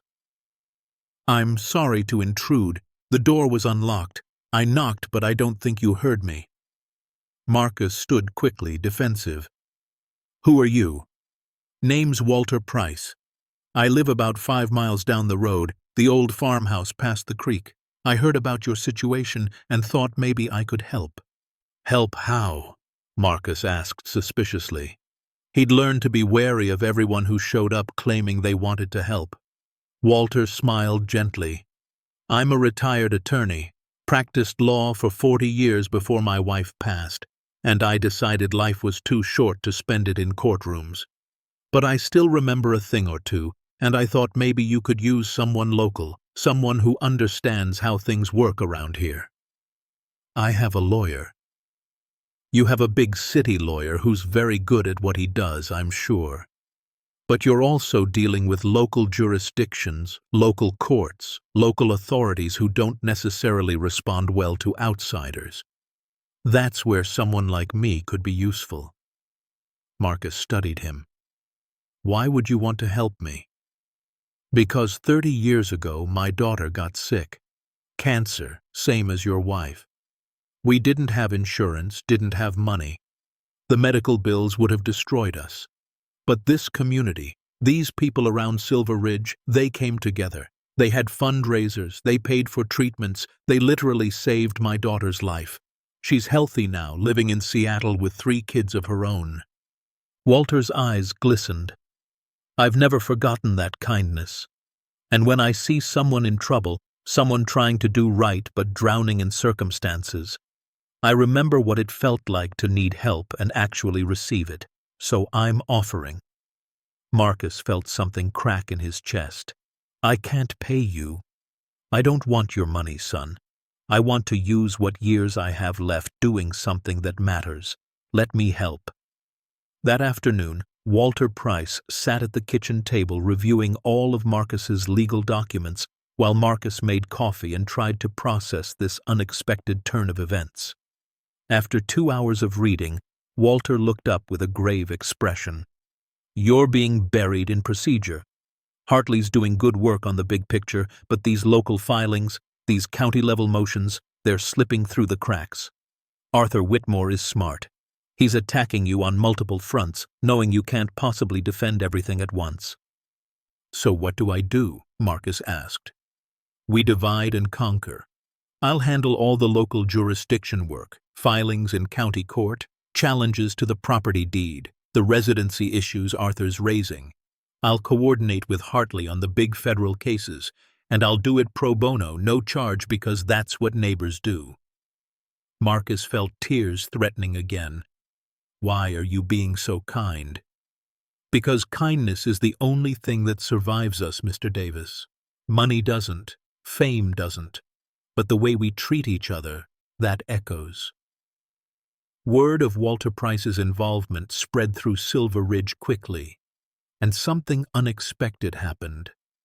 More people started showing up. Tom Chen, who owned the hardware store in town, delivered supplies for basic repairs Marcus couldn't afford. "Consider it a loan. Pay me back when this all settles." Margaret Williams, a retired teacher, offered to tutor Emma and Tyler at home so they could avoid the chaos at school. "Those children need stability. I've got time and patience. Let me help." The sheriff himself, a man named Robert Marsh, increased patrols past the mansion, checking in twice a day. "Can't have our most famous resident feeling unsafe," he said with a kind smile. "You're one of us now, whether you wanted to be or not." The community support was overwhelming and humbling. People who had nothing brought what they could. Casseroles appeared on the porch. Firewood was stacked by someone anonymous. A local contractor, hearing about Marcus's situation, volunteered to fix the heating system. "We take care of our own here in Silver Ridge," he said simply. Even the reporters, who'd been a constant harassment, gradually thinned out as weeks passed with no new developments. A few remained, camped at the property line, but they were easier to ignore. life developed a new rhythm. Chaotic, stressful, but survivable. Emma slowly began to open up again with Margaret's patient tutoring. Tyler's nightmares lessened as the security measures made him feel safer. And Marcus, bolstered by Walter's steady guidance and the community's support, found strength he didn't know he had. The legal battles continued. Depositions became routine. Marcus learned to sit in conference rooms and answer questions for hours. When did you first discover the chamber? What made you think the artwork was authentic? Did you have any prior knowledge of Vincent Whitmore's collection? Have you had any contact with Arthur Whitmore since his initial visit? He learned to tell his story over and over, staying consistent, staying truthful, while lawyers tried to find contradictions or implications of wrongdoing. It was exhausting, but Walter was always there, sitting beside him, occasionally interjecting with legal objections or clarifications that kept Marcus from being backed into corners. The authentication continued as well. Dr. Tanaka and his team made weekly visits, carefully examining each piece, researching its history, building comprehensive provenance reports. Some pieces had clear histories. The Renoir had been purchased at a legitimate auction in 1979, fully documented, no questions about ownership. Others were murkier. The Vermeer appeared to have been sold during World War II under circumstances that suggested it had been looted from a Jewish family in Amsterdam. That one would almost certainly have to be returned. Several pieces couldn't be traced beyond Vincent's acquisition, their previous ownership lost to history or deliberately obscured. Those were the most complicated, legally speaking. Who owned a masterpiece with no clear provenance? 6 months after the discovery, Hartley called with significant news. The French Museum's claim on the Monet has been upheld. The evidence is overwhelming that it was stolen from them in '72. It will need to be returned. Marcus felt a wave of loss despite never having owned it. Okay. However, the good news is that 11 pieces have been definitively determined to belong to you as the property owner who discovered them. 9 paintings and 2 sculptures, all with clean provenance, all legally acquired by Vincent through documented channels. Conservative auction estimate, $43 million. Marcus couldn't speak. 43 million. It was an incomprehensible number. Mr. Davis, you still there? Yeah, I'm here. I don't know what to say. Say you're ready to keep fighting because we've got about 30 more pieces to determine ownership on, and it's going to take another year at least. A year. Marcus looked around the kitchen where he'd taken the call, at the cracked linoleum and the outdated appliances, at Emma's artwork taped to the refrigerator and Tyler's spelling homework on the table. A year of this pressure, this chaos, this constant uncertainty. He wasn't sure he could survive another year. That night, long after the kids were asleep, Marcus sat alone in the living room. He'd built a fire in the fireplace, the first time he'd used it since discovering the chamber. The flames danced and crackled, throwing shadows that seemed to move with their own life. He thought about Sarah, about the last conversation they'd had before she slipped into unconsciousness. She'd been so weak, so frail, her body ravaged by cancer, but her spirit, her core, had remained unbreakable. "Take care of our babies," she'd whispered. "And Marcus, don't let the world make you smaller. You're better than that, stronger than you think." He'd promised her, promised to be strong, to be the father their children deserved, to live a life she could be proud of. Was he keeping that promise, or had he made everything worse by trying to do the right thing? "I don't know if I can do this," he whispered to her memory. "It's too hard, too much. I'm drowning, Sarah, and I don't know how to save us." The fire crackled in response, and in its warm glow Marcus could almost see her face, that smile that had first made him fall in love, those eyes that had always seen through his doubts to the person he could be. What would she say if she were here? He knew she'd tell him to keep going, to hold on, to trust that doing the right thing, even when it cost everything, was still right. She'd remind him that their children were watching, learning how to face adversity by watching how he faced it. She'd tell him that strength wasn't about never being afraid. It was about being terrified and choosing courage anyway. Marcus stood and walked to the mantel where he'd placed a photo of Sarah holding newborn Emma, her face glowing with joy and exhaustion and pure love.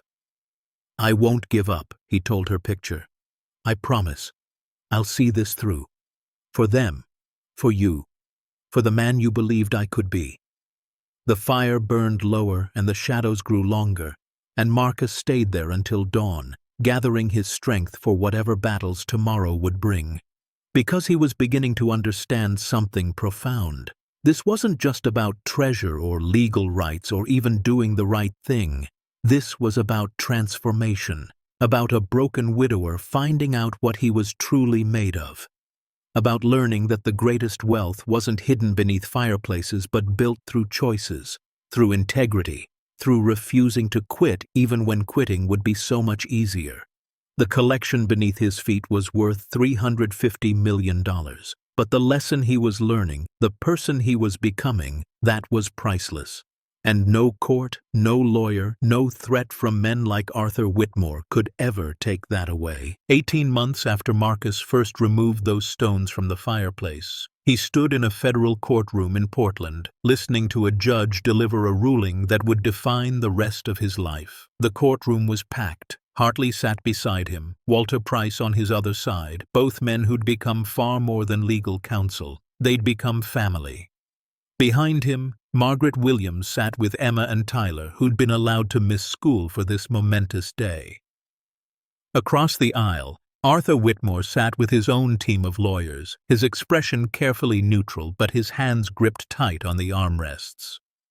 Judge Patricia Morrison, a woman in her 60s with steel-gray hair and sharp eyes that suggested she suffered no fools, read from her decision.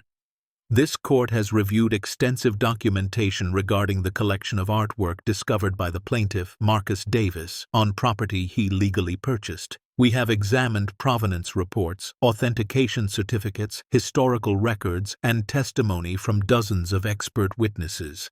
Our findings are as follows. Marcus's heart hammered so hard he thought everyone in the courtroom must be able to hear it. Of the 63 pieces in the collection, this court determines that 9 paintings and 2 sculptures have clear documented provenance showing they were legally acquired by Vincent Whitmore through legitimate channels. As these items were concealed within a property subsequently purchased by Marcus Davis, and as Vincent Whitmore died intestate with no living heirs, these items fall under salvage and estate laws. They are hereby deemed the legal property of Marcus Davis. Marcus exhaled slowly. 11 pieces. $43 million, according to the estimates. It was more money than he'd ever imagined having. But the judge wasn't finished. An additional 17 pieces have been determined to have questionable but not definitively illegal provenance. While we cannot establish clear ownership chains, neither can we establish that these pieces were stolen or fraudulently obtained. Given the circumstances of their discovery and the good faith efforts of Mr. Davis to resolve ownership disputes, this court awards him custody of these pieces with the stipulation that should legitimate ownership claims arise within the next 10 years, they must be honored. 17 more pieces. Hartley had estimated those at another $70 million conservatively.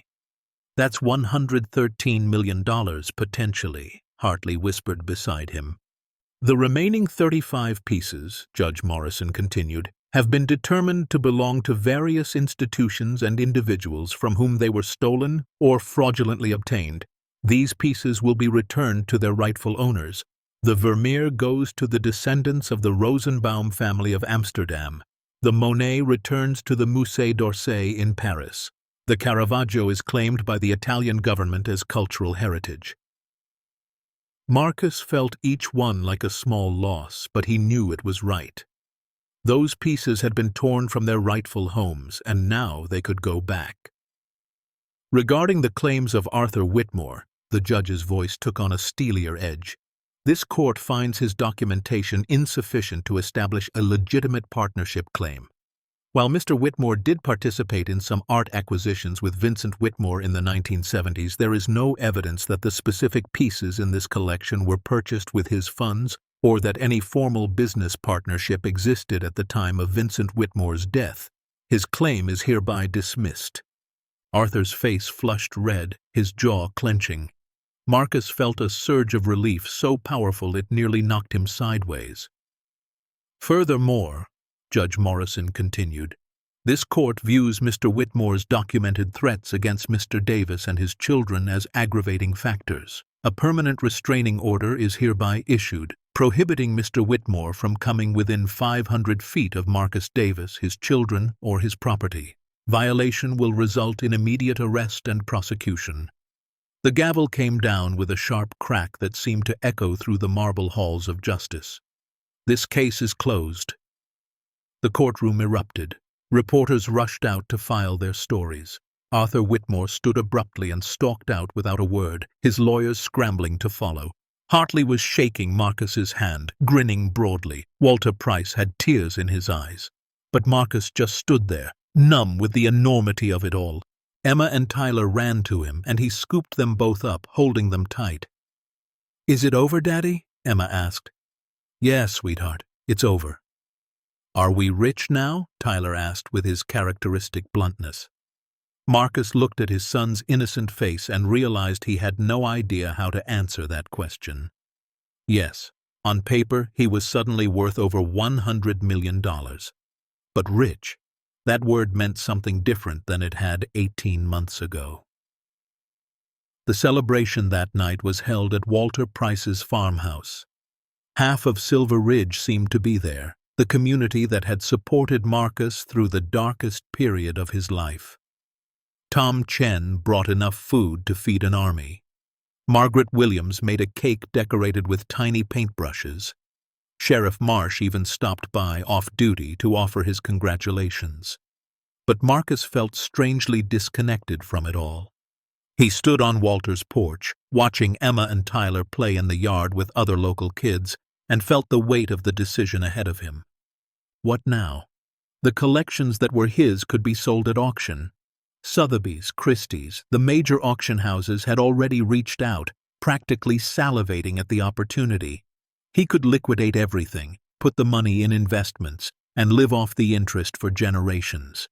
Emma and Tyler would never want for anything. They'd go to the best schools, have every opportunity, want for nothing material.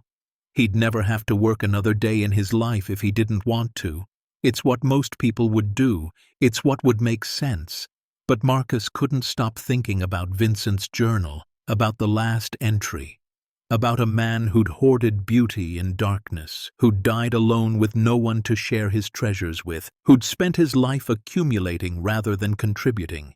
Was that the legacy Marcus wanted? To go from barely surviving to hoarding wealth? To teach his children that money was something to pile up and protect rather than use for good?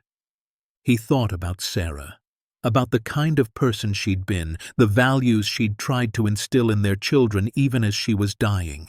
She'd been a social worker before Emma was born, someone who'd spent her life helping families in crisis. She'd truly believed, that those who had more had a responsibility to help those who had less. What would Sarah do with $100 million? He already knew the answer. Catherine Bennett found him on the porch an hour later. She'd driven down from Portland for the celebration, this woman who'd become such an important part of his journey. "Penny for your thoughts?" she asked, joining him at the railing. "I'm trying to figure out what to do with it all," Marcus admitted. "The money. That's a good problem to have. Is it? Because right now it feels like the hardest decision I've ever had to make." Catherine was quiet for a moment, then said, "Can I tell you a story?" "Please." "When I was young, maybe 30, I authenticated a painting for a very wealthy collector. It turned out to be worth 10 times what he'd paid for it. He was thrilled, naturally. Kept it in a climate-controlled vault in his mansion, showed it to maybe 5 people a year. He died 20 years later, and you know what happened to that painting?" Marcus shook his head. His kids sold it immediately. They didn't care about art, didn't care about beauty or legacy. They just wanted the money. That masterpiece spent 2 decades locked in darkness, appreciated by no one, making no impact on the world. What a waste. She turned to look at him. You have an opportunity to do something different, Marcus. Something that matters beyond just accumulating wealth. The idea came to him that night, lying in bed in the mansion that had become somehow both a burden and a blessing. He grabbed his laptop and started researching, clicking through websites for charitable foundations, endowments, educational programs. By dawn, he had a plan. He called a meeting for the following week. Hartley, Walter, Catherine, and several financial advisors gathered around his kitchen table while Emma and Tyler played upstairs, oblivious to the decision being made that would shape their entire future. I want to create a foundation, Marcus began, his voice steady despite his nerves. I want to donate the majority of the collection's value to establishing something that will help people. Hartley blinked. Define majority. 80%. Maybe 85%. I want to keep enough to secure Emma and Tyler's future. College funds. A trust that ensures they're taken care of. And enough for us to live comfortably, not extravagantly, but comfortably. The rest goes to the foundation. The room was silent. Then Walter spoke, his voice thick with emotion. What would this foundation do? 2 things, Marcus said, warming to the idea as he articulated it. First, it would support widowed parents. Help them with immediate needs like housing, food, medical care, counseling. The things I wish someone had helped us with after Sarah died. The difference between survival and collapse. He took a breath. Second, it would fund art education programs. Bring art to schools that can't afford programs. Provide scholarships for kids who want to study art but can't afford it. Maybe even fund restoration projects, help museums acquire pieces for their collections, keep art alive and accessible instead of locked away in private vaults. Catherine had tears streaming down her face. Marcus, that's beautiful. I want to call it the Sarah Davis Foundation, he continued. Everything I do with this money, I want it to honor her memory. She spent her life helping people. This feels like a way to let her keep doing that, even though she's gone. Hartley cleared his throat, his professional demeanor cracking slightly. Mr. Davis, I have to advise you that you're talking about giving away over $90 million. That's generational wealth. Money that could secure your family's future for lifetimes. I know. But what kind of future am I securing if I teach my kids that hoarding wealth matters more than helping people? If I show them that money is more important than meaning? Marcus looked around the table. Sarah died at 34 from cancer we couldn't afford to treat properly. She died in debt, in fear, worrying about what would happen to our kids. If this foundation can prevent even one family from going through what we went through, isn't that worth more than another zero in my bank account? The silence stretched. Then Walter stood, walked around the table, and hugged Marcus. Your wife would be so proud of you, son. I hope so, Marcus whispered. The foundation was established within 3 months. The legal and financial structures were complex, but Hartley had connections with organizations that helped set up charitable trusts. Several pieces from the collection were sold at auction, bringing in even more than expected. One painting alone, a Picasso from his Rose period, sold for $37 million. The money went into carefully managed endowments designed to fund the foundation's work in perpetuity. Emma and Tyler's college funds were established, each holding $5 million that would grow over time. A trust was set up for their futures, enough to ensure they'd never face the poverty Marcus had known, but structured so they couldn't just live off it without working, without contributing. Marcus kept $2 million for himself. It felt like an insane amount of money to someone who'd once survived on $14,000. But the financial advisors assured him it was modest given the circumstances. Enough to live comfortably, maintain the house, never worry about bills again. But the most radical decision was what to do with the mansion itself. Marcus could have sold it, moved somewhere smaller and more manageable. But the house had become part of the story, part of the legend. And he had a better idea. With foundation funds and grants from arts organizations that were suddenly eager to be part of this inspiring story, Marcus transformed the mansion into something extraordinary. The Sarah Davis Community Art Center and Museum. The first floor became a gallery space, professionally designed to display rotating exhibitions from the pieces Marcus had retained, along with loans from other collections. The second floor was converted into classrooms, studios for painting and sculpture, music rooms, spaces where people could come to learn and create. The third floor remained private, living quarters for Marcus and his family. The grounds were developed too. The old garden was restored and expanded, becoming a sculpture garden. A new building was constructed to house administration offices for the foundation. Parking was added. Accessibility ramps installed. The entire property modernized while preserving its historic character. The grand opening was held on a crisp autumn Saturday, 2 years after Marcus first removed those stones from the fireplace. Hundreds of people gathered on the lawn. Local families, art enthusiasts from across the state, representatives from museums and educational institutions, and reporters documenting what had become one of the most remarkable transformation stories in recent memory. Marcus stood at a podium that had been set up on the front porch, Emma and Tyler beside him, and looked out at the crowd. His hands shook slightly, but his voice was steady. 2 years ago, I bought this house for $12,000.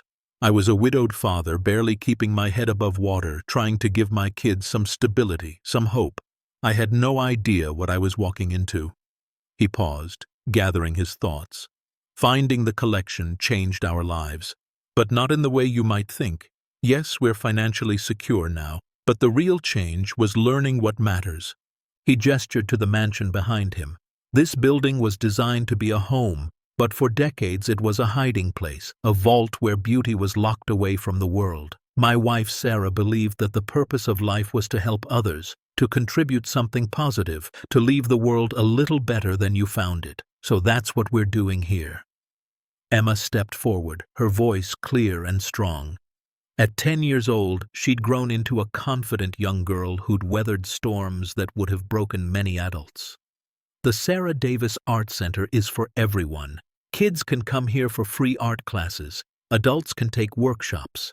Anyone can visit the museum and see paintings by some of the greatest artists who ever lived. My mom always said art should make you feel something, should remind you that being human means creating beauty. We want everyone to have that chance. Tyler, now 8 and no longer the scared little boy who'd arrived here 2 years ago, added his part. And the Sarah Davis Foundation helps families like ours.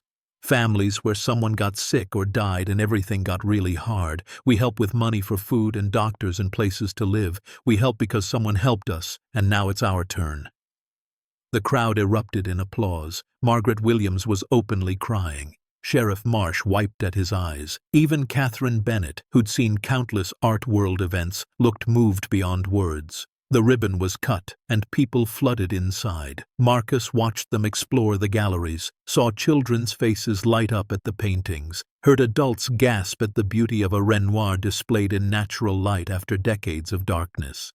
In what had once been the library, the room where Marcus had first noticed the unusual fireplace, a permanent exhibition had been installed. The Discovery Room, they called it.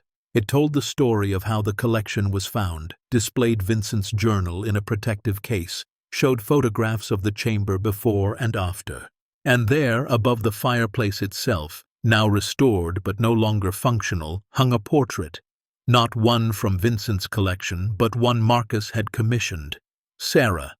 Painted from photographs by a talented local artist, it showed her as he remembered her best.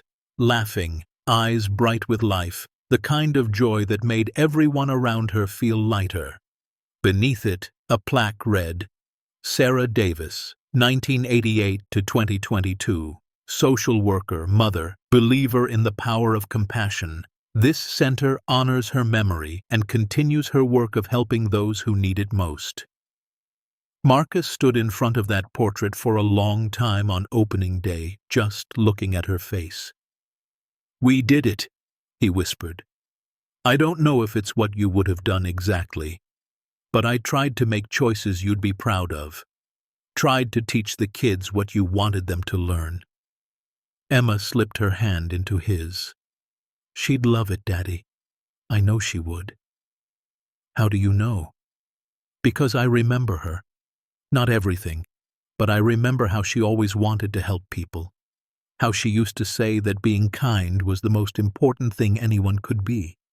This place is kind." She gestured around the room. "It's like her kindness turned into a building."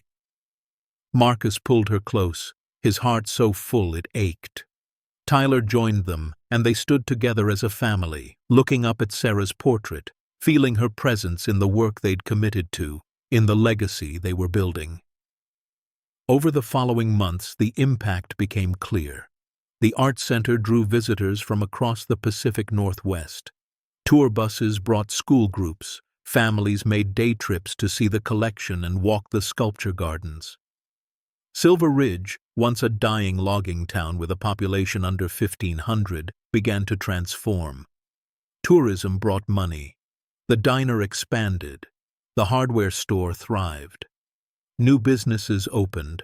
A cafe that served artisan coffee and pastries, a bookstore specializing in art books, a bed and breakfast for visitors who wanted to stay longer. The high school, which had been on the verge of cutting its entire arts program due to budget shortfalls, suddenly had full funding from the foundation. A music teacher was hired. Theater was brought back. Students who'd never had opportunities to explore creativity were painting, sculpting, performing. The foundation's widow support program was helping families across 3 states. A woman in Seattle whose husband died, suddenly leaving her with 3 kids and crushing debt, received emergency funds that kept her from losing her house. A man in Eugene whose wife's cancer treatment had bankrupted them got help paying for counseling for his children who were struggling with grief. The ripples spread outward, touching lives Marcus would never meet, changing trajectories, offering hope where there had been desperation. Emma flourished in ways Marcus hadn't dared to hope for. She spent hours in the art studios, taking classes from visiting artists, developing real talent. Her paintings began appearing in student exhibitions at the center, bold and emotional and uniquely hers. She'd found her voice through art, found a way to process her grief and transform it into something beautiful. Tyler discovered a passion for art conservation after spending time with Helena Cross, who now consulted regularly at the center. He'd follow her around asking endless questions about how paintings were restored, how you could tell if something was damaged, how to preserve beauty for future generations. At 8 years old, he already knew what he wanted to be when he grew up. Marcus himself found something he hadn't expected: purpose beyond survival. For 2 years after Sarah's death, he'd been in pure survival mode, just trying to get through each day, to keep his kids fed and housed and safe. But now he woke up excited about the work ahead. He attended foundation board meetings, helped plan new programs, gave tours to visiting dignitaries, shared his story with anyone who wanted to hear it. He was no longer just Marcus Davis, struggling contractor. He was Marcus Davis, philanthropist, community leader, living example of what it meant to transform tragedy into meaning. The local paper ran a feature on the 2-year anniversary of the discovery, From Tragedy to Triumph: How One Man's Choice Changed Silver Ridge. The article detailed not just the discovery and legal battles, but the choice Marcus had made to give rather than hoard, to share rather than hide. It quoted Walter Price. Marcus could have taken that money and disappeared. No one would have blamed him. Instead, he stayed, invested in this community, and showed us all what true wealth looks like. One evening, 3 years after first opening that chamber, Marcus sat with Emma and Tyler in what had become their tradition: Saturday night dinner in the museum after it closed, surrounded by masterpieces, just the 3 of them. They were eating pizza straight from the box, sauce on Tyler's chin, Emma's sketchpad open beside her plate. "Daddy?" Tyler asked. "Can I tell you something?" "Of course, buddy. I used to be really scared. When we first found the treasure, when all those people were coming and saying mean things, I had nightmares that someone would hurt us." "I know. I'm sorry you had to go through that. But I'm not scared anymore," Tyler continued. "And I'm glad we didn't just sell everything and leave. Because now I can come here whenever I want and see these amazing paintings, and I'm learning how to take care of them, and other kids get to learn too." Emma nodded in agreement. "Plus, Mom would have hated it if we'd just kept all that money for ourselves. She always said people who have more should help people who have less." Marcus felt his throat tighten with emotion. "Your mom was the smartest, kindest person I ever knew. Everything we've done here, it's trying to be the people she believed we could be." "Are you happy, Daddy?" Emma asked, her perceptiveness as sharp as ever. The question stopped Marcus. Was he happy?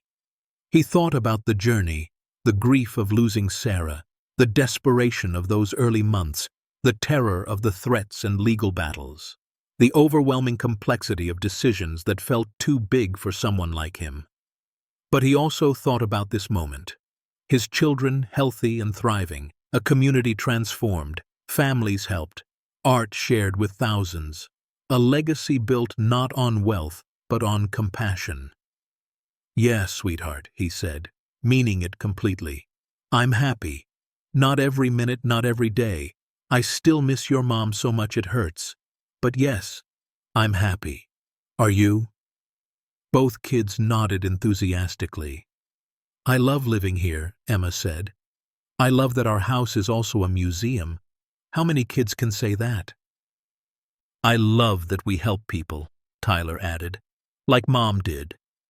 They finished their pizza surrounded by Monets and Renoir, by sculptures that had survived centuries, by beauty that had once been hidden and now shone in the light.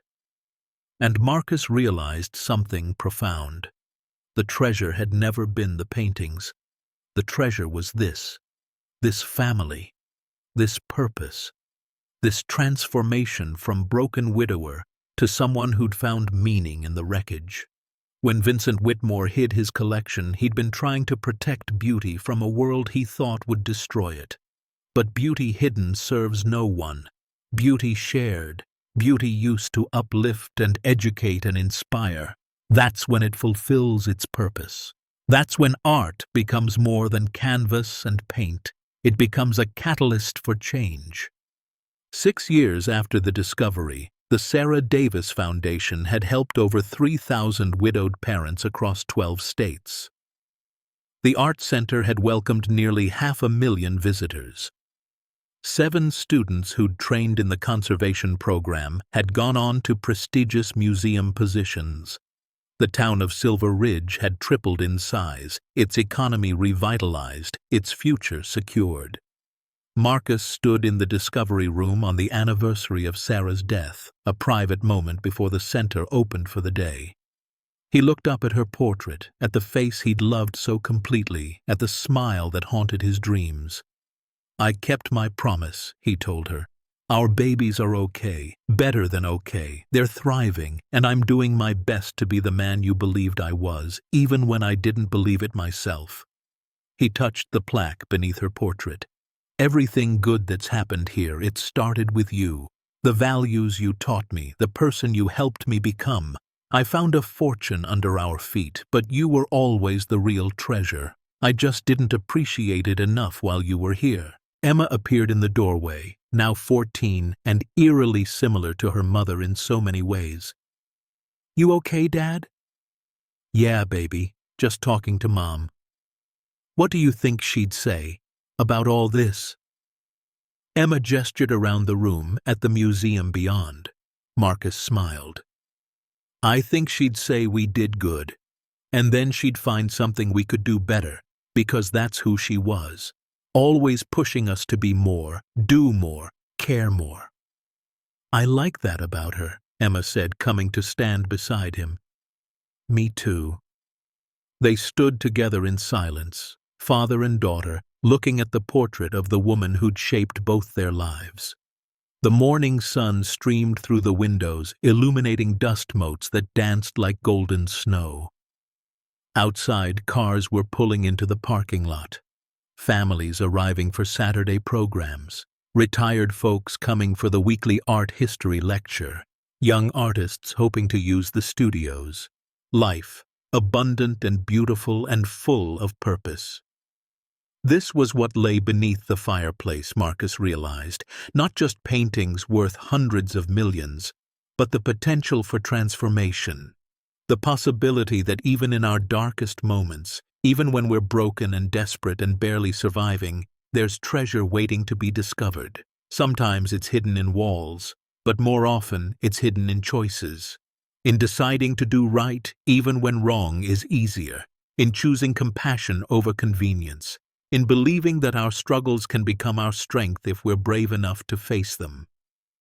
Marcus had bought a mansion for $12,000 hoping to give his children a home. Instead, he'd discovered a calling, found purpose in pain, built a legacy not of wealth but of generosity, transformed grief into grace, and taught his children the most valuable lesson of all, that courage isn't about never being afraid. It's about being terrified and choosing to do the right thing anyway. Because sometimes the greatest treasures aren't found, they're forged in the fire of impossible choices and crushing pressure, forged in the decision to share rather than hoard, to build rather than protect, to become something greater than the sum of your struggles. The fireplace no longer held secrets. The chamber beneath it was empty now, the collection dispersed to museums, galleries, and the walls of the center itself. But in its place was something better. A story. A reminder. A symbol of what's possible when ordinary people make extraordinary choices. As the center filled with voices and laughter, as children ran through galleries where masters' works hung in the light, as families found hope and artists found inspiration, Marcus felt Sarah's presence not as absence but as continuation. She hadn't left them, she'd simply transformed into something larger. Into a foundation that bore her name, into values that guided their choices, into love that lived on in how they treated others and what they built together. Anyone can find treasure if they're lucky enough to remove the right stones. But it takes courage, integrity, and an unshakable commitment to doing right to transform that treasure into something that matters, something that outlives you, something that echoes. Marcus Davis had done that. And in the process, he'd discovered that the widowed contractor who'd barely been surviving was capable of so much more. He was a philanthropist, a community builder, a father raising children who understood that wealth meant nothing if you didn't use it to lift others up. He was exactly the person Vincent Whitmore had hoped would find that collection. The right person, the one who'd feel the weight of those pieces, understand their stories, and do right by them. Standing in the Sarah Davis Art Center, surrounded by the life they'd built from loss, Marcus finally understood. The treasure had saved them. But not because of its monetary value, because of what it had forced them to become. Because sometimes you don't find treasure, sometimes treasure finds you. And if you're brave enough, if you're strong enough, if you believe in something bigger than yourself, you can transform it into something extraordinary. The end. Up next, 2 more powerful true stories waiting for you. Click to keep discovering extraordinary journeys. And don't forget to hit subscribe if you believe doing the right thing is always worth the cost.